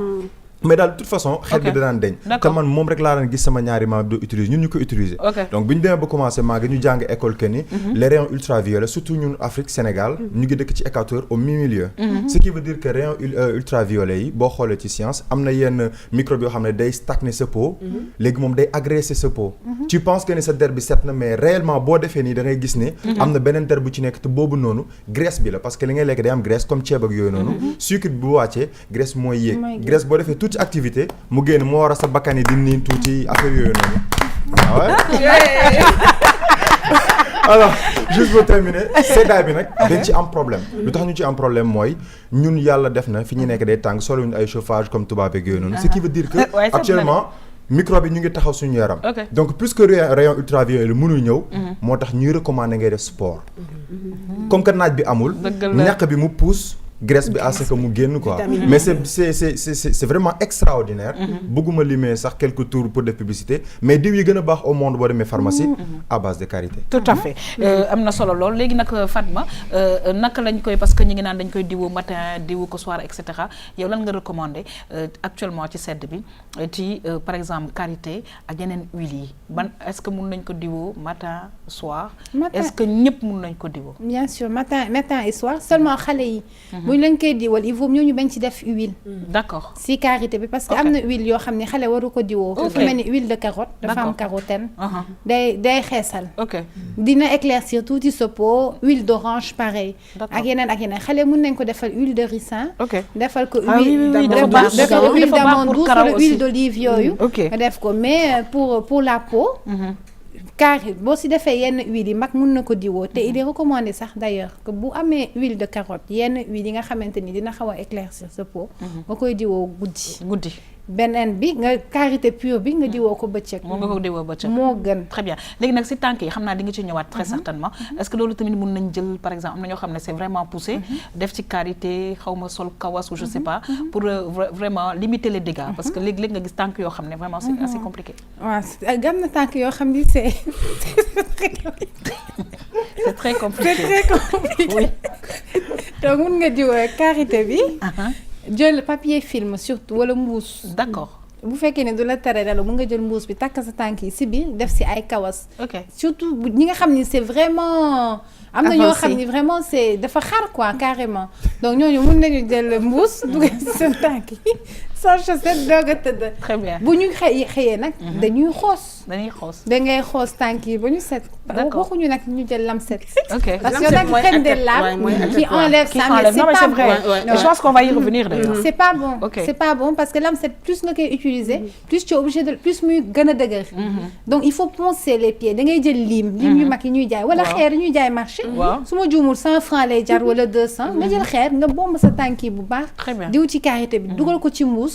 te da nelaw ci nga def ko ñetti yoon da ngay gis sa tànk yi dafay nooy nepp. très bien en tout cas ñu ngi lay remercier parce que ça su nekk conseil yu am solo nga ñuy indil tey nag nga ñëwoon ci mbiru sedd bi parce que faaw ñu entretenir tout le corps et même les cheveux mi ngi koy wax dafay dagg karaw yi et tout pensez aussi aux enfants parce que defe naan loolu tamit dina leen aider bu baax a baax ci seen ay peau mbirum tànk yi nag xam naa ne incha allah Fatma dañu ci dellu si waat bu baax a baax ñu ngi lay remercier. Merci. C'est toujours un plaisir. Merci. De te recevoir. mbokk yi ñu ngi leen di sant bu baax a baax di fàttali nag ne yéen a ngi suivre seen émission tam-tam bu week-end bi fii ci RTS2 dañuy yegg si ak yéen nag mbokk yi ci li nga xamante ne bi moom mooy bon plan.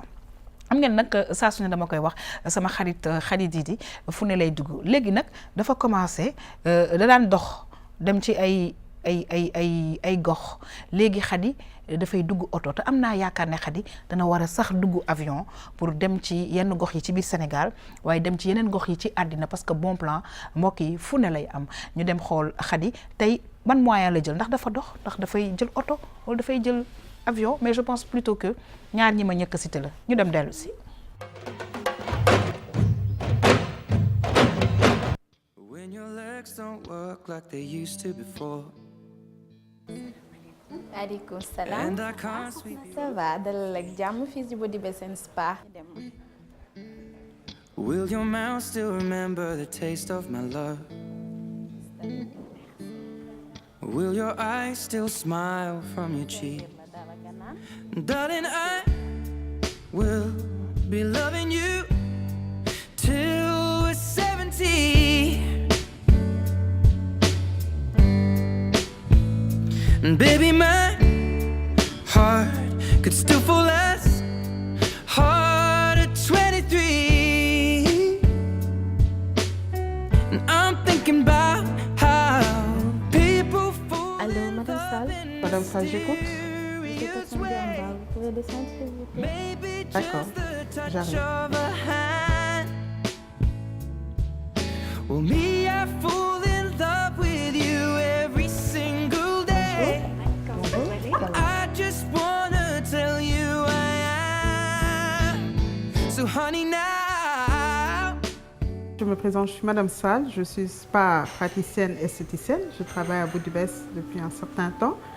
Body Bess, c'est un spa, en fait, en général, les gens ils disent institut de beauté. C'est ce qu'on appelle un spa. Un spa, ça englobe tout ce qui est beauté, hein, de la tête aux pieds.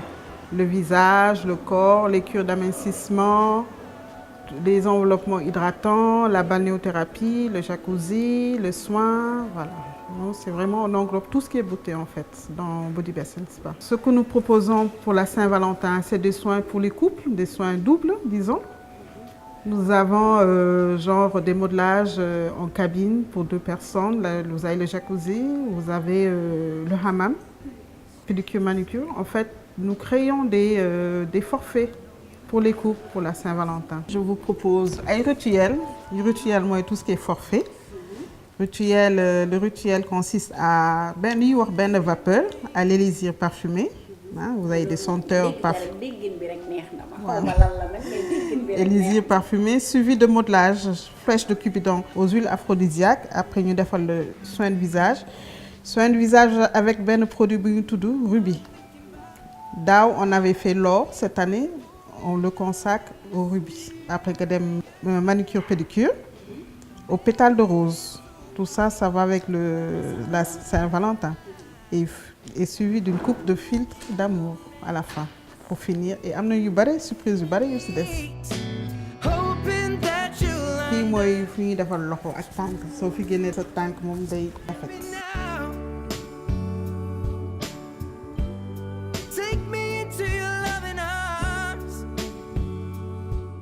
Léegi dem lay woon Khady tous les produits que nous faisons à la vente. Les produits jógee France, Afrique, Dakar, États-Unis et Asie. Voilà. Ça, ce sont des produits de soins.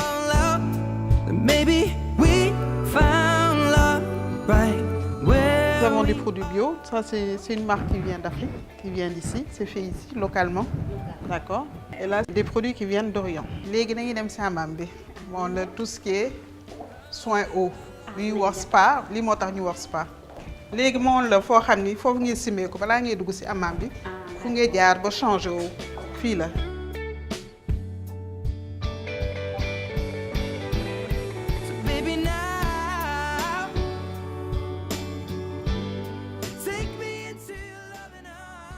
Hammam bi dafa xaw a tàng, c'est humide à l'intérieur. Voilà, couple yi fi nañu nekk, fi nañu dugg. Ñu dugg ci biir, ñu installé wu.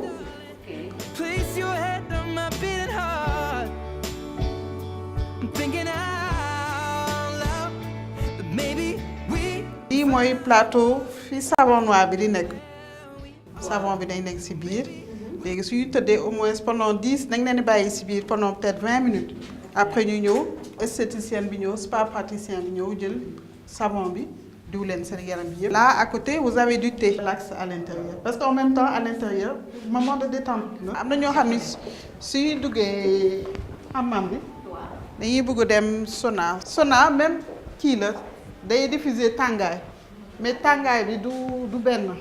moom ak hammam bi c'est différent. Loving you till we're 70. And baby, my heart could still fall less. Fii mooy tout ce qui est faux ongles. Lu ñuy wax faux ongles ay décoration yi yëpp fii nañ koy defee. Léegi Khady, je te présente tout ce qui est maquillage. Les maquillages. On a une nouvelle marque de maquillage qu'on a reçue pas longtemps. Qui est fait par des Africains. Mooy marque bi. Ça c'est fait par des Africains. Nous avons des grandes marques comme Aikiko. Là à côté, vous avez aussi MAC, toutes les grandes marques en général. Voilà. Ici, c'est vraiment le coin maquillage. Fii moom mooy club VIP. Il y a beaucoup d'avantages. Da ngay ñëw ñu jaay la benn carte. Parfois même tu peux amener des amis. Nekk moom ñaari la ñoo fi nekk. Kiss me under the light of 1,000 stars. Place your head on my beating heart. I'm thinking out loud. Voilà, fii mooy cabine soin de visage. Da ngay tëdd. ñu xool sa kalam ban soin lañ lay defal esthéticienne bi day xool sa kalam xool la bu baax def la ay proposition de soins en général ça dure ay 1h30. mooy soin rubique soin bi bu ko def da ngay am éclat en fait sa peau day hydraté en même temps da ngay am éclat buy durer quelques jours. day rajeunir voilà. léegi nag dañuy dem point jacuzzi li ñuy wax point jacuzzi. waaw fii nañuy jeexalee soo defee sa soin yëpp fii ngay jeexalee voilà nga mujjee fii nga dugg si biir lii nañuy wax jacuzzi moment détente relaxation si biir dafa am ay jets yoo xam ne soo duggee si biir day massé waat encore tout sa yaram. Et voilà maanaam on a fait tout le circuit Khady. Waaw. Là je vais vous accompagner vers l'accueil. D'accord. Avec tous nos cadeaux aussi de la Saint-Valentin. Merci Madame Sall.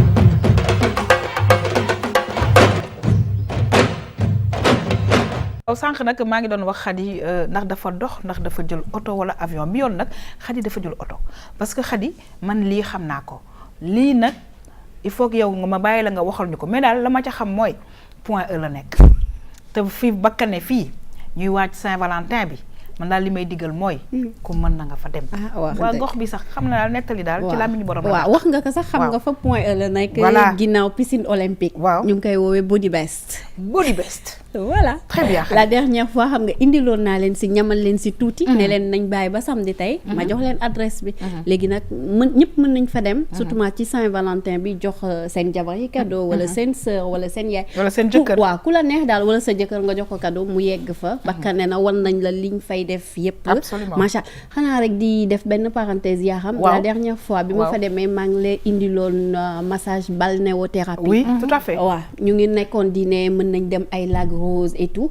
mais bi ma gëstoo nee nañ ma non. loolu foofu rek ci kii rek lañ ko mën a defee spa.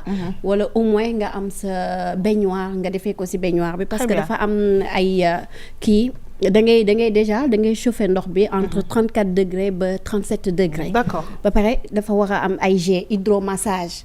te dafa am ay njëriñ yu bëri. dina la dimbali améliorer sa circulation veineuse.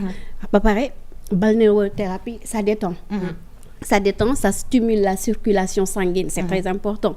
ba pare day apaiser les jambes lourdes keroog maa ngi la ko doon wax pour femme enceinte yi mën nañ fa dem et tout en plus dafa baax ci arthrose ça soulage l'arthrose loolu moom il faut ma jëlal sama yaay benn parce que arthrose bi soxla na ko trop donc il faut ma jëlal ko si benn mi ngi noonu comme sànq Fatma mu ngi ko doon wax ak seddaay bi day yàq yaram day yàq tànk donc nit ñi mën nañ defi loolu dina leen soulager bu baax parce que am na ay njëriñ yu bëri yu nekk ci biir parce que gis nga accueil dafa baax la ma neex ci loolu mooy nañ lay accueillir gis naa nañ la accueillir jox nañ la nga naan wax ak yow ci jàmm ak salaam dugal la nag ci seen ruq yeeg ruqaat yi parce que ruq ruqaat fu ne am na luñ fay def ñii suñu buggee ñu dem Body Best danañ ko def ba mu baax. ba pare yaa xam ñoom dañuy def vernis permanent. d'accord pour ñi nga xam ne dañu bëgg vernis bi yàgg seen loxo. mën nga dem ñu defal la fa vernis permanent. mais boo ko bëggee dindi. il faut nga delluwaat ba ci ñoom. te nag xam nga lu ma neex mooy soin de visage bi ñu ne. dina def 1h à 1h30. Body Best man moom dama la si yéene bu baax. moo tax il faut balaa kii bi di jeex ma ñëw ak yow si benn affaire. non bëgg nañ ko lool. moo tax vraiment Body Best daal.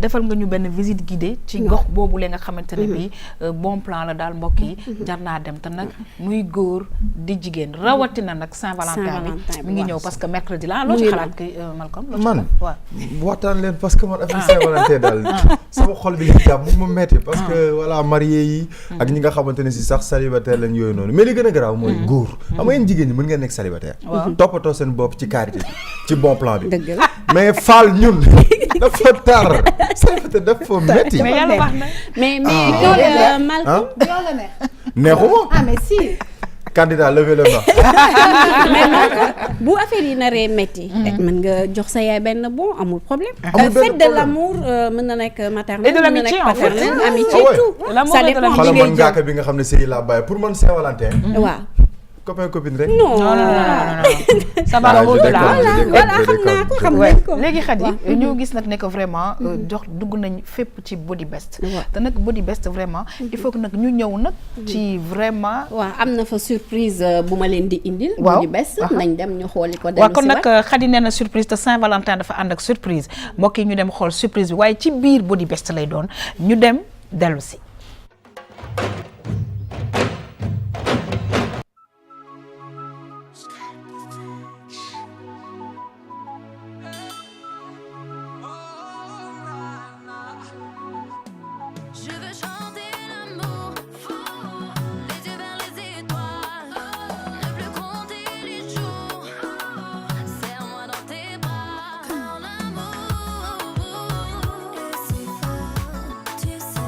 We'll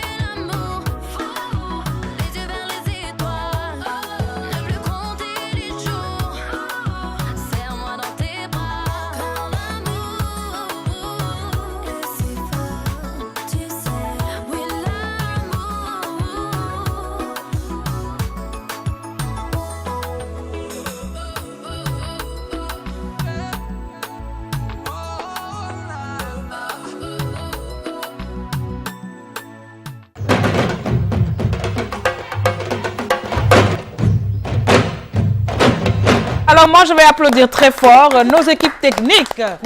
Voilà les équipes techniques de la RTS2. Di féliciter aussi Khady Didi parce que machallah gis ngeen liggéey bi nga xamante ne bi def nañ ko fële ci Body Best mais daal ci Saint-Valentin bi dem ñàkk dem Body Best wóorul parce que Khady lii ma gis ba pare nag ci biir loolu yéen a ngi dégg musique bi mais foofu tamit façon musique yu garaaw yoo xam ne day nelawloo nit ñoo fa nekk wallaay yaa xam daal maanaam daal Saint-Valentin bi ku amul programme yow la neex Body Best sañ toog di leen xaar waaw boo leen demee doo leen nam dara macha allah dinañ la defal sa yaram di nga kontaan ba pare di nga nekk si atmosphère bu neex absolument comme ni nga ko waxee musique bi neex na accueil bi macha allah donc daal maa ngi leen di jox rendez-vous jour Saint-Valentin ñëpp nañ daje Body Best mi ngi Point E ginnaaw piscine olympique très très bien Khady amoo foofu numéro téléphone bi Body Best daal waaw de toutes les façons après dinaa leen indil numéro téléphone waaw léegi loolu dinañ ci ñëw parce que de toutes les façons ku yegg ba côté boobu di nga ko xam léegi Malcolm lii bakkane la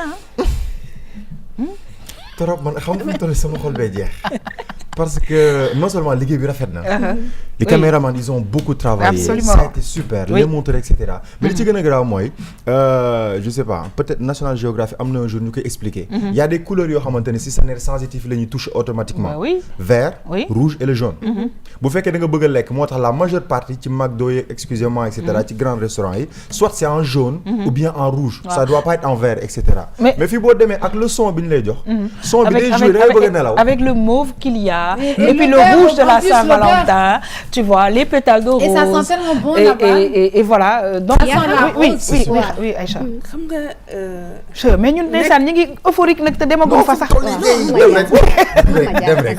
parce que l'affaire que je suis était là-bas et t'as fait quoi collaboration non c'est-à-dire laisse-moi vous expliquer vous savez quel problème amitié sincère explique sincère et durable explique dama ñu non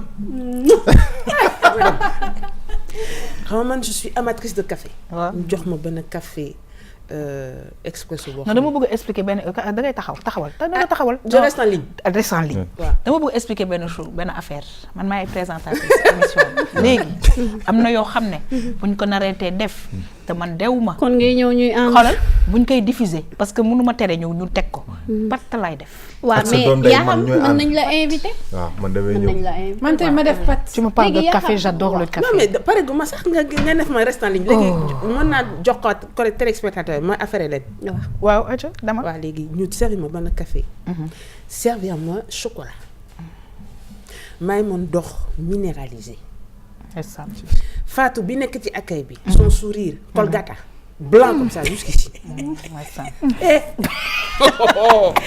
mais nekk foofu accueil bi et comme Malcolm le disait couleurs yi ñoo apaiser ça mais est-ce que xam nga lu tax c'est-à-dire que il faut savoir que genre lieu yu bakkane yooyu c'est des études dañuy étudier doomu aadama bi parce que les couleurs comme le dit si bien Bichiba couleurs yi dafa am effet bu muy def ci doomu aadama donc duñu ñëw rek ibbi fenn rek daal di koy defar non dafa am couleurs yi dafa am le choix matériel bi dafa am ak matériaux yi li ngay sol fi ngay toog lan ngay gis et cetera donc waa Body Best dañu investir pour que nit yu fay ñëw mën a nekk vraiment à l'aise ba pare bëgg boo fay dugg xëy na sonn mais booy génn da ngay def nii ba pare yaa xam am na luñ ma fa wax nee nañ ma boo defee massage ñun d'habitude bu ñu defee massage rek suñ paree dañuy bëgg dugg sangu parce que dañ naan dañu niin mais nee nañ boo defee massage boo paree mën nga ko garder bu nekkee journée lu mën nga ko garder toute la journée bu nekk mën nga ko sax fanaanoo parce que y a des huiles essentielles très très bien donc ça t'aide à muy gën a dugg sa yaram dafa liggéey beneen liggéey non mais ça j'ai déjà essayé léegi yaa xam yaa ngi ma doon laaj 5 numéro Body Best xanaa ma jox ko téléspectateurs yi di leen ne mën nañ jël dès à présent rendez-vous Body Best pour préparer Saint-Valentin bi très bien mën ngeen leen woo si 33 824 07 04 très bien mi ngi nekk Point E comme ni ma la ko waxee woon sànq mais yaa xam du ma jeexal ak yow foofu parce que comme que dama demoon Body Best yow xam naa ne da nga bëgg ay soins Here we go. moo tax duma la fàtte il faut rek waat naa ko ci sama diggante te comme Saint-Valentin la xale indi ma ne ko dañu bëggante waaw bu baax moo tax maa la jox lii allahu akbar rek bu Body Best ñu defal sa yaram ba macha allah man xadi kontaan naa macha allah yal na la yàlla defal invité surprise bi sax daal ñëw ci léegi alors non attends arrêtez léegi xadi mon plan jeex na comme ñi mag ñi doon def dama kaa bokk nii mbokk yi ñu dem nag ñëw ak yéen ci affairage.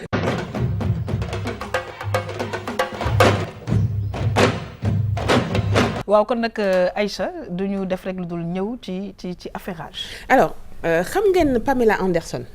oui bien sûr. Elle était star dans. Oui. Alerte à Malibu. Alerte à Malibu, ouais. Avec ces trucs-là qui. Oui, ces trucs, voilà. Ouais. Vous savez, le monsieur qui est à côté d'elle, là, qui jàkkaarloo ak moom. Waaw. Il a 31 ans. Non, jàkkaarloo ak moom, ça veut dire jàkkaarloo nii la. Ouais, sa mais kanam ki dend. Jàkkaarloo, c'est même deux là.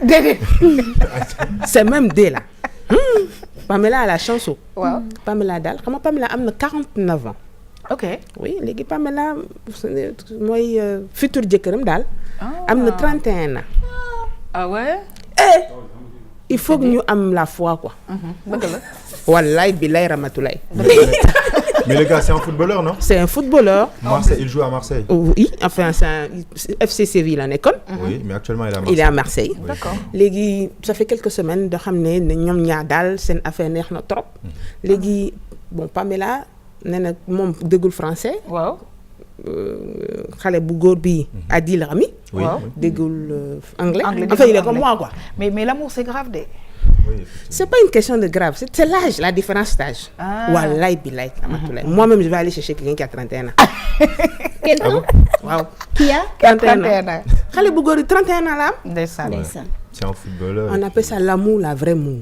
waaw dëgg la de. léegi dama bëggoon wax. waaw comme Saint-Valentin bi muy approché wu. waaw te ku bëgg a dem Body Best. affaire u âge moom amul problème quoi. non mais non parce que foofu boo màggatee boo génnee da ngay rajeunir. mais dégg nga toi aussi façon on va te masser là-bas. je te dis wallaay. je te dis. donc c'était pour dire que Pamela. waaw. elle m'a donné le courage. Maintenant je vais les prendre au berceau. waaw. Super. Très bien Aïcha. deuxième affairage. waaw léegi nag deuxième affairage ñu dem ci deuxième affairage. gis ngeen Manu. ton ami mais kan mooy Manu d'ailleurs. Manu. moom it beneen. yow de yaa koy wonee Manu parce que daal voilà. Manu. xam nga noonu na Dakar. waaw. ànd ak président Macky Sall. ànd ak Rihanna. Jaja. dañuy demoon Ndar. waaw dëkku Khadidi. waaw. ndekete ci aéroport day am accident. man mosuma xam di. yëg naa affaire ça arrive. Oui ça arrive ouais. en tout cas daal. avion Manu. waaw. écorché na avion suñu président Macky Sall. ok. comprendre nga écorché bu ndaw rek. ok mais comme ñun dañu am base. waaw am maana. waaw am jet privé. et c'est vrai en plus. ñun daal dañuy tagaat Macron ci jet bi. indi ko Dakar. très bien beneen compagnie yóbbu ko France. très bien. non je suis fière d'être sénégalaise de toute façon la France et le Sénégal c'est la même chose quand il neige là-bas il fait froid ici. donc c'est vraiment pas grave quoi. et c'est vrai. voilà c'est vrai Aïcha. oui. donc troisième affairage. waaw. man mosuma xam ne. Jamel Debbouze. waaw. handicapam. accident la woon. ouais c'était un accident te c'est cette année que mu am courage. parce que ay xale ñoo ko posé question bi ci benn émission. ne ko. lan moo la jotoon. ci loxo. mu expliquer. lu tax xale war a déglu ay parents. parce que jour boobu. papa ak yaayam dañu ne woon. bu génn guddi. bu génn guddi mu dëgër bopp génn nee na bi muy dem bu muy jéggi raay xolul gauche xolul droite train mi ñëw beneen xaritam nag enfin dommage a perdu la vie lors de cet accident. Effectivement il voulait le sauver aussi. Il voulait le sauver aussi. un grand artiste bu nga xamante ne bi fan su Malcolm la. c'est ça oui c'est mon idole. et voilà quoi di def ay choses extraordinaires donc encore une fois ñu am ci njàngat mooy ni ñuy faral di déglu suñuy waajur. loolu la wax ne loolu dafa graaw de c'est-à-dire que day sentir bul génn defal tout pour nga bañ a génn parce que mën na la ci tegal ndogal comme on dit yàlla moom mooy dogal waaye tamit yàlla bu bàyyee lii day mayee leneen parce que mi ngi am une popularité c'est incroyable tu vois le spectacle de Marrakech j'adore c'est magnifique qu'il fait avec beaucoup d'artistes il a beaucoup d'humour il a beaucoup d'humour il a la joie de vivre c'est ça magnifique et puis moom handicapé bi daf ko ci def loo xamante ne c'est parce que pratiquement je regardais pas c'est-à-dire 95% de ses vidéos puis moi je le vois pas comme un artiste je le vois comme un professeur bu nit ñi di reetaan man je rigole pas je le suis et il disait une chose que bi muy doog a commencer surtout ak handicap bi les gens nag doonuñu ko accepter muy def fête ak ñoom donc mu ne man je vais faire ma propre fête et effectivement gis nga je vous dis une chose sur Jamel Debbouze 2 secondes c'est un grand combattant mais toujours avec le sourire les plus grandes batailles se gagnent non je vous jure il souffre il pleure mais on le voit jamais ouais mais tout comme tout le monde hein. Mais non mais moom def ci grave parce que à chaque instant mu ngi ko doon xam nga Gustave Attrape la jàngee peut-être après di nga ko gën a kiiwal Gustave Attrape la jàngee Omar Sy physiquement Omar Sy il est plus bien Fred et cetera mais moo njëkk a feeñal Omar Sy c'est ça M6 Canal léegi actuellement Canal Plus Omar Sy moo ëpp ba ci côté film kii moo gën a nekk producteur et stand-upper actuellement dans le monde francophonie donc c'est quelque chose boo xamante ne c'est lui handicapé bi non mais nee na bu tax mu choisir théâtre parce que xamoon na ni c'était le seul métier qu'il pouvait faire bu ànd ak handicap mais tu sais on dit ndeysaan mais il se sent très bien ils se sentent très bien ils se sentent très bien Jamel non de toute façon il fait rire non Aïcha 4e affairage très bien Neymar de waaw waaw lu xam li may wax toujours il y a les uns il y a les autres dëgg la il y a les quelques-uns les etc et puis les nous là Neymar daal waaw Mbappé dañuy organiser son anniversaire son 26e 250 convives je vous dis même pas combien d'argent il a dépensé xaalis bu bëri ba non mais on peut imaginer hein xam nga lan moom a gën a neex ci anniversaire bi xam nga aujourd'hui yow ngay indi ay xam nga ñun dañuy joxe ay carte d'invitation mais moom day joxe ay bracelet waaw mooy say paw si Bercy bi sax bracelet mais y a quoi je sais pas ah ouais quand même il a raison loolu kenn mënu si dafa je sais pas non donc c'était ça non c'était lu tax ma affaire c'est l'argent on dit quand tu connais pas faut demander c'est ça moom laa def nee na Bercy man je sais pas non man j'ai demandé léegi ñaata moo des ci affairage benn waaw Aïcha léegi nag kii bi la les garagistes là les garagistes man xam naa de Aïcha mais c'est que de toute façon tu connais les gars d'accord mais dis ça après je connais de d'accord il reste un affairage et puis après c'est fini Abana waaw kon ñu dem xool Kaylek voilà donc c'est un festival gastronomique qui s'intitule Attiqué Poisson prévu les 9, 10 et 11, c'est-à-dire le week-end à partir de demain. Donc ce jour-là, on aura tout ce qui est plat ivoirien. Attiqué, poulet, escargot, aloko, il y aura du tout. Et comme vous le constatez, les garagistes sont là pour vous faire danser. Donc en plus de manger, vous aurez l'occasion de danser, de vraiment vous amuser ce week-end. C'est pour les mouillés qu'il n'y a pas de prix. Sinon nous on avance. Laissez les gens la parler. Le nom garagiste parce que moi-même j'ai été dans la mécanique avec le deuxième collègue Salif qui est aujourd'hui à Paris. On a fait la mécanique. Donc on a préféré appeler le groupe garagiste pour réparer un peu les tests du Zouglou qui étaient un peu penchés. J'aime beaucoup.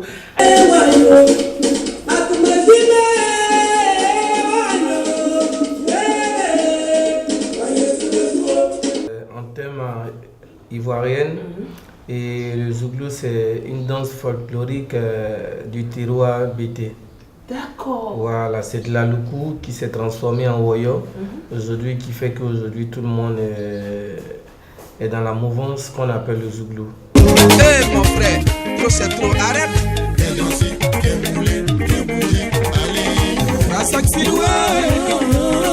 Nous avons déjà 7 albums. 7 albums. Lesquels? Vous en citez quelques-uns. Il y a, je sais qu'il y a Tapis Rouge qui est le dernier. Il y a Enfant marqué. Il y a Enfant chéri. Il y a Bébé abandonné. Il y a Titrologue. Ce qui vous a plus marqué, Tapis Rouge qui est sorti en 2003-2004, qui a fait déjà le buzz comme c'est des verts. Et raison pour laquelle nous sommes ici, parce que c'est qu'il y a un titre que les Sénégalais aiment plutôt. C'est lequel? Voilà, Kouyou. Vous pouvez nous en donner un peu, Kouyou? Non, c'est vite fait. Kouyou namanio beyo namanio ye. Ae namani o beyo namani la ye.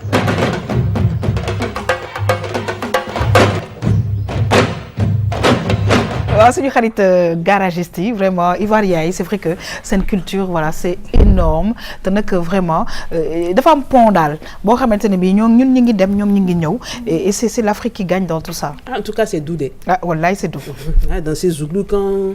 Je te dis. C'est ça c'est comme un bon plan dafa ànd ak fecc. waaw c'est que nag xam nga lu ma neex tey ci sa affairage bi c'est polygamie 4 femmes da nga dem ba sës en fait. C'est complexe. C'est quoi? C'est complexe. C'est complexe. Non, non, Yaham, c'est complexe. Ah, complexe. D'accord. Alors, Aïcha, saa su ne dañuy kontaan trop. Parce que di ñu indil ay affairage yu nga xamante ne bi téléspectateurs yi nag mais attends les téléspectateurs t'adorent et nous aussi on t'adore. En tout cas, ñi ngi lay remercier. C'est toujours un plaisir de t'avoir ci suñu plateau bi. Di fàttali vraiment Body Best, hein, franchement, merci. Saint-Valentin, c'est pour très bientôt. Alors, oui. C'est pour 2, non? Non, pas du tout. Alors, Fatma, pause. Voilà. Yéen ñi ngi seetaan nag ñi ngi kontaan nag vraiment saa su ne di ñëw ak yéen ci vraiment émission Tam Tam du week-end. Malcolm invité surprise xam nga nag Malcolm man des fois say affaire daal du ma comprendre parce que invité surprise man lu ne nga may indil. C'est quoi aujourd'hui? D'où le mot surprise. On comprend jamais. Mais après ça fait le buzz, ça fait sourire, ça fait content. Alors. indil naa leen ñaari soxna. Déedéet. xam nga nan laa leen di teeroo. tey di ngeen seetlu ku ci nekk nañ la wax sa suba sa ginnaaw suba ci lu leer ci ñaari anam. dinaa leen ko wax mu moderne. dinaa leen ko wax mu traditionnel. sama gan yi laataa ñu ñëw damaa bëgg yéen ñëpp ngeen tàccu leen.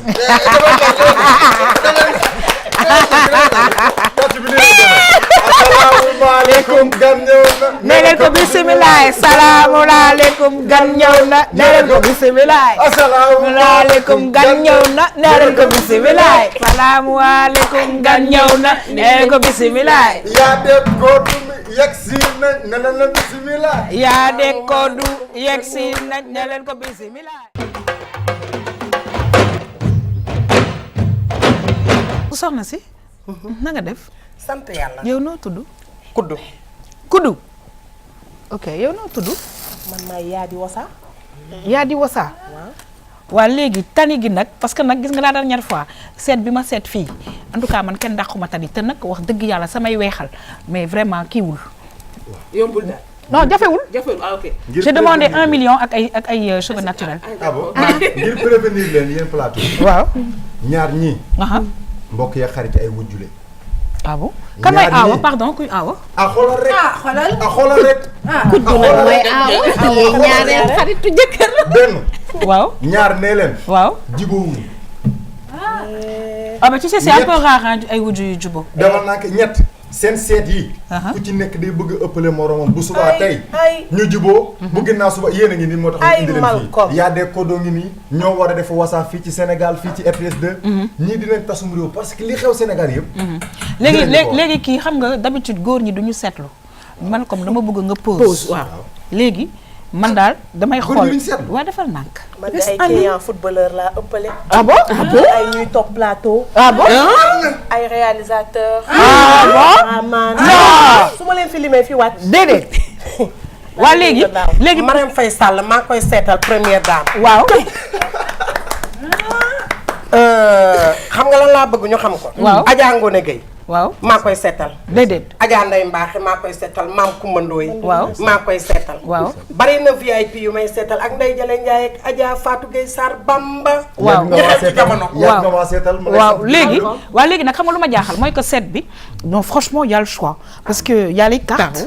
et puis cartes yi bon man miinu ma ko torop. man de jotaay bi foog ma dagg la yaa xam ndax sama gémmiñ gaa ngi fet. déedéet. waaw ku ñu waaj a takk fii ci jotaay bi.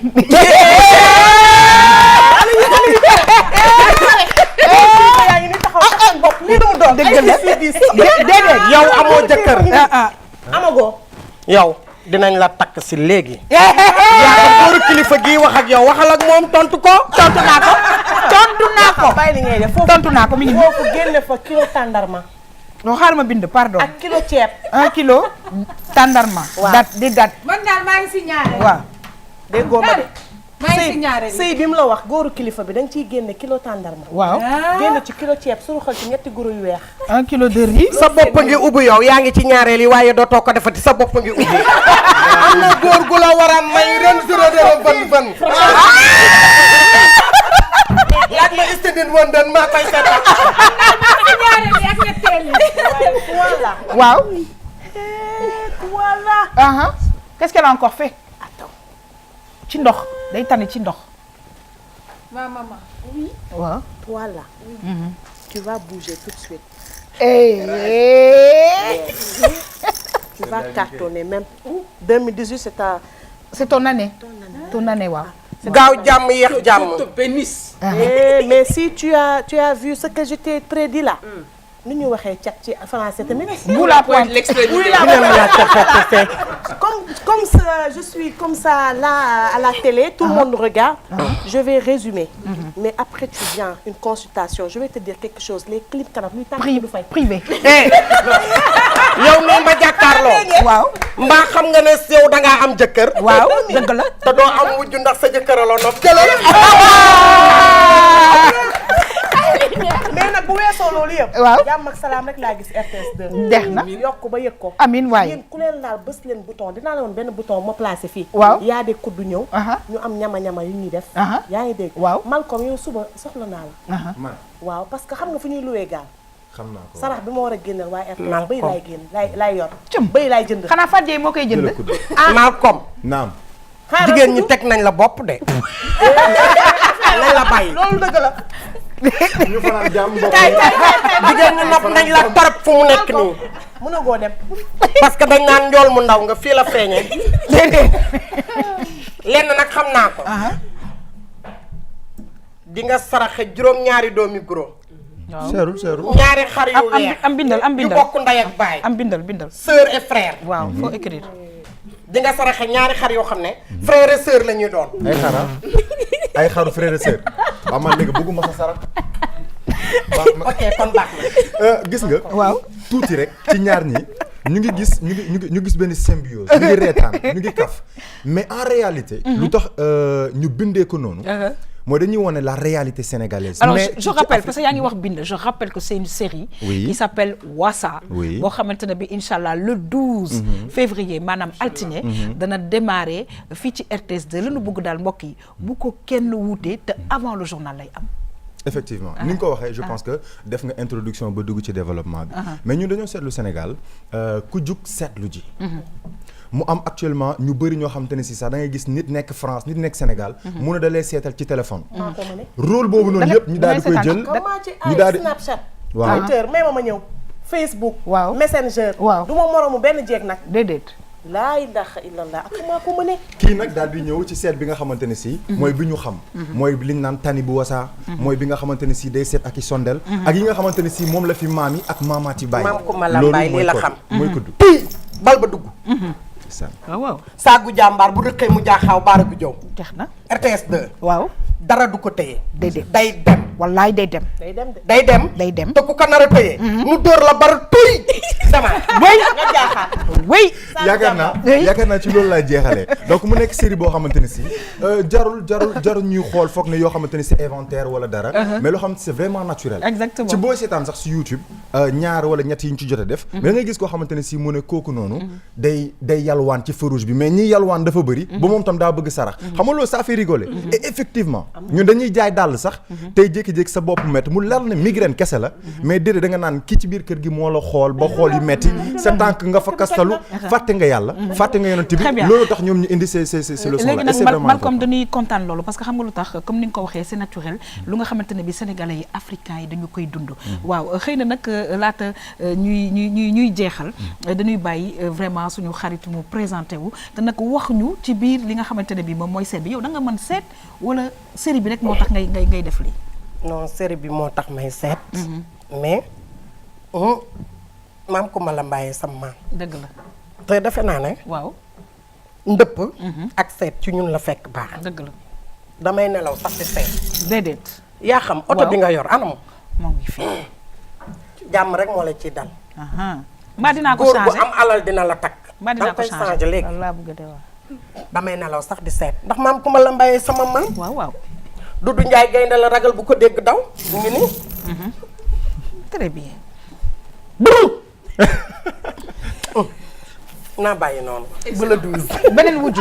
beneen wujj bi nga xamante ne bi mbokk yi di ngeen leen gis ci série Wassa RTS 2 ñoom ñaar comme niñ ko waxee fu ne la ñuy seetee waaye ku ci nekk am nga façon booy seetee ak ñi ngay seetee yow tamit ñu gis nag nekk vraiment li nga xamante ne bii mooy carte yeeg ndox mi xam naa ne kii bi tax na waaye dafa mel ni daal yaa ngi dëggal nag vraiment li nga xam ne yaa ngi koy def ci série bi. man lii ci àllaa ji laa ko doon ne xam nga mbëggeel dafa foor. dëgg la. mënuma seet nday seetul bàyyi seetul. waaye ki ma doon sëyal. waaw maa nekkoon bëkk néegam. déedéet. xam ma ko doon jàpp muy yuuxu moo ko xam yàlla ko yàlla yërëm. moo ko jàngal li. déedéet. waaw. très bien léegi Saint-Valentin bi balaa ñu jeexal Saint-Valentin bi noonu lañ ko gisee pour ñun est-ce que comment ça va se passer. déggoo leen ma de. waaw dana mel ni ba séeréer sa jaay mbaam ba ne noppi du dem. laa ilaaha illallah Saint-Valentin bi waaye nag. waaw kii ciy bénéficié wu. déedéet. man 19h lay commencé ci ngoon. déedéet. 19h lay commencé sànni. lan la di tëntala lu xew. bi lay xalaat. ndeysaan li ma gën a naqari mooy. sama jour réception. Valentin bu laa daan bàyyi muy aye. bi ma Alaaji woowee ba ñu war a def réception. def ma wayal we are the world. we are the children. léegi Malcolm sa surprise bi neex na ma trop. lii moo ci neex xam nga li gën a neex mooy nga comme sànq ni ko wax kenn xamul lu ngay indi doo ko xam bu ñu ñëwee rek mbir mi wulee ñaay te yaakaar naa ne lii dinañ ci jàng lu bëri RTS 2 waaw li ñuy doog a def nii yàlla mi ma tiim moo tax may wax waaw am si wala ci géej du dara li des moo ëpp fuuf li ñu wane you right man 2018 li ñuy wax defe naa li duuf ci nag dañ naa xajul ci cin bi dëgg la du dëgg sama maam nee na ma xajandoowul bu ñu seppee saaf yëpp xaj ba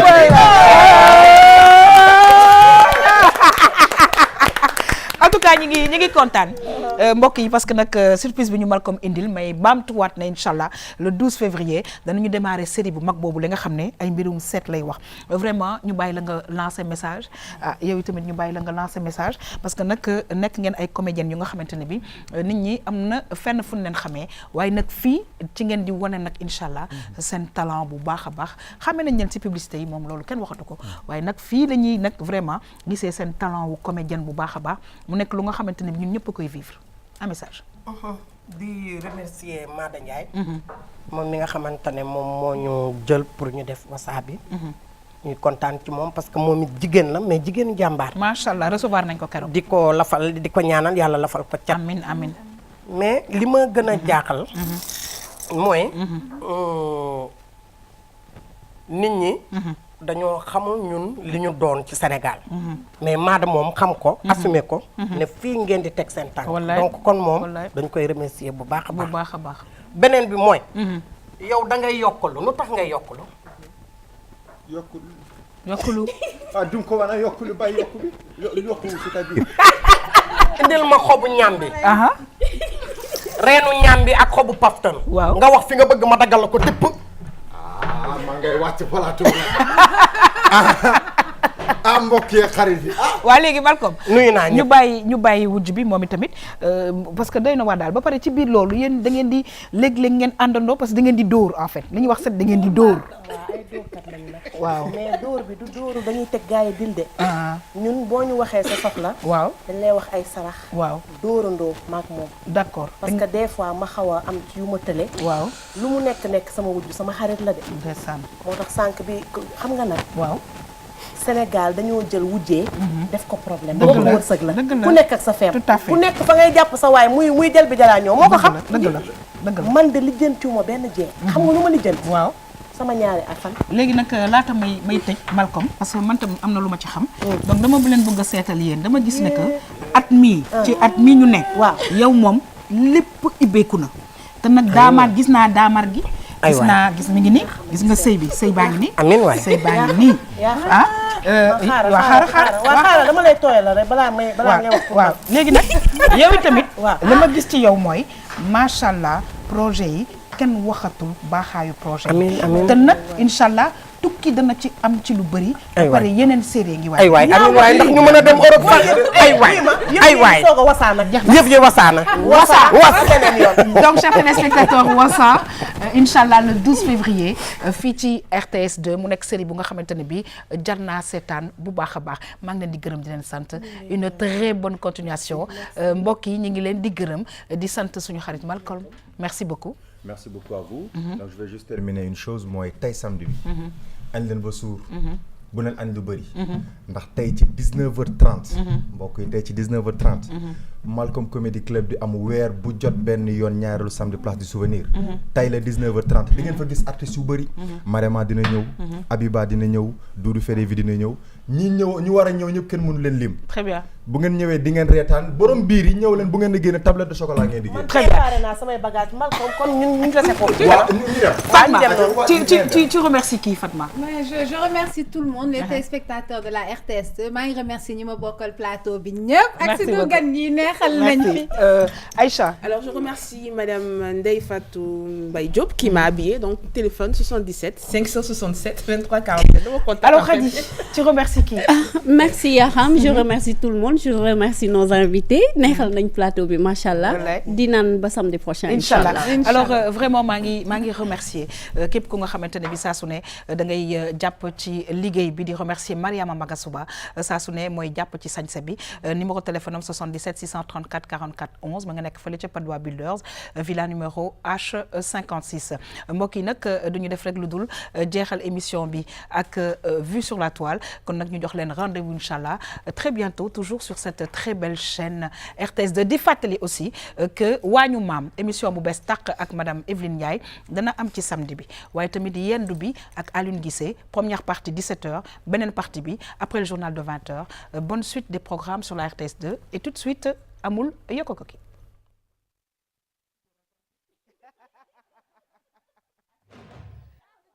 tam-tam cum tam-tam amul yokko ko ki guddi gi gën a sell ci at mi guddi gi ñëpp di xaar lu ci waay ñaan yàlla nangu ko yegsi na de guddi googu daanaka nañ leen ko gàttandu ak sargal ko amiin waay guddi googu mooy guddi Saint-Valentin di 14 février ndax guddi bëggante dara gënu ko màgg ak sell bon gaañi Saint-Valentin amiin bu dara sedd te ku ma woo ngénte ci bésu 14 novembre ma xam ne 14 février nga ko liggéeyoon ndax 9 mois ya mat na kon amba en arrière bu weexul kat tam-tam cum tam-tam amul yokk ko ki 14 février jege si na xale yu góor yi yeewu leen ndax at mi yëpp xale yu jigéen yi ay turu mala ak ay turu ñam lañ leen di jox waaw ndax chou mooy suppame dangay suppame déedéet nit nga soo dëgëree ñu yokkaat beneen chou ne la chou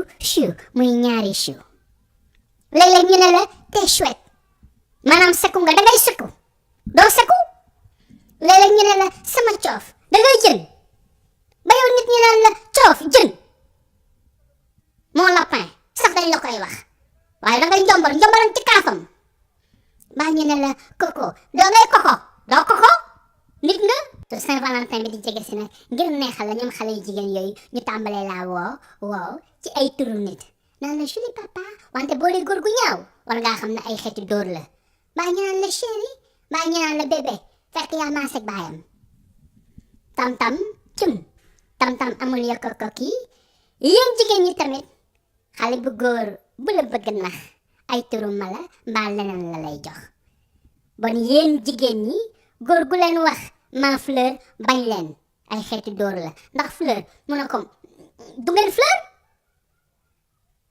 bon yéen jigéen ñi góor gu leen wax ma fleur bañ leen ay xeeti dóor la ndax fleur mooy lii ngeen di gis te gaaw a dee nag góor gu leen wax ma biche bañ leen da ngeen di kéwél du ngeen kéwél góor gu leen wax ma poule de mooy ganaar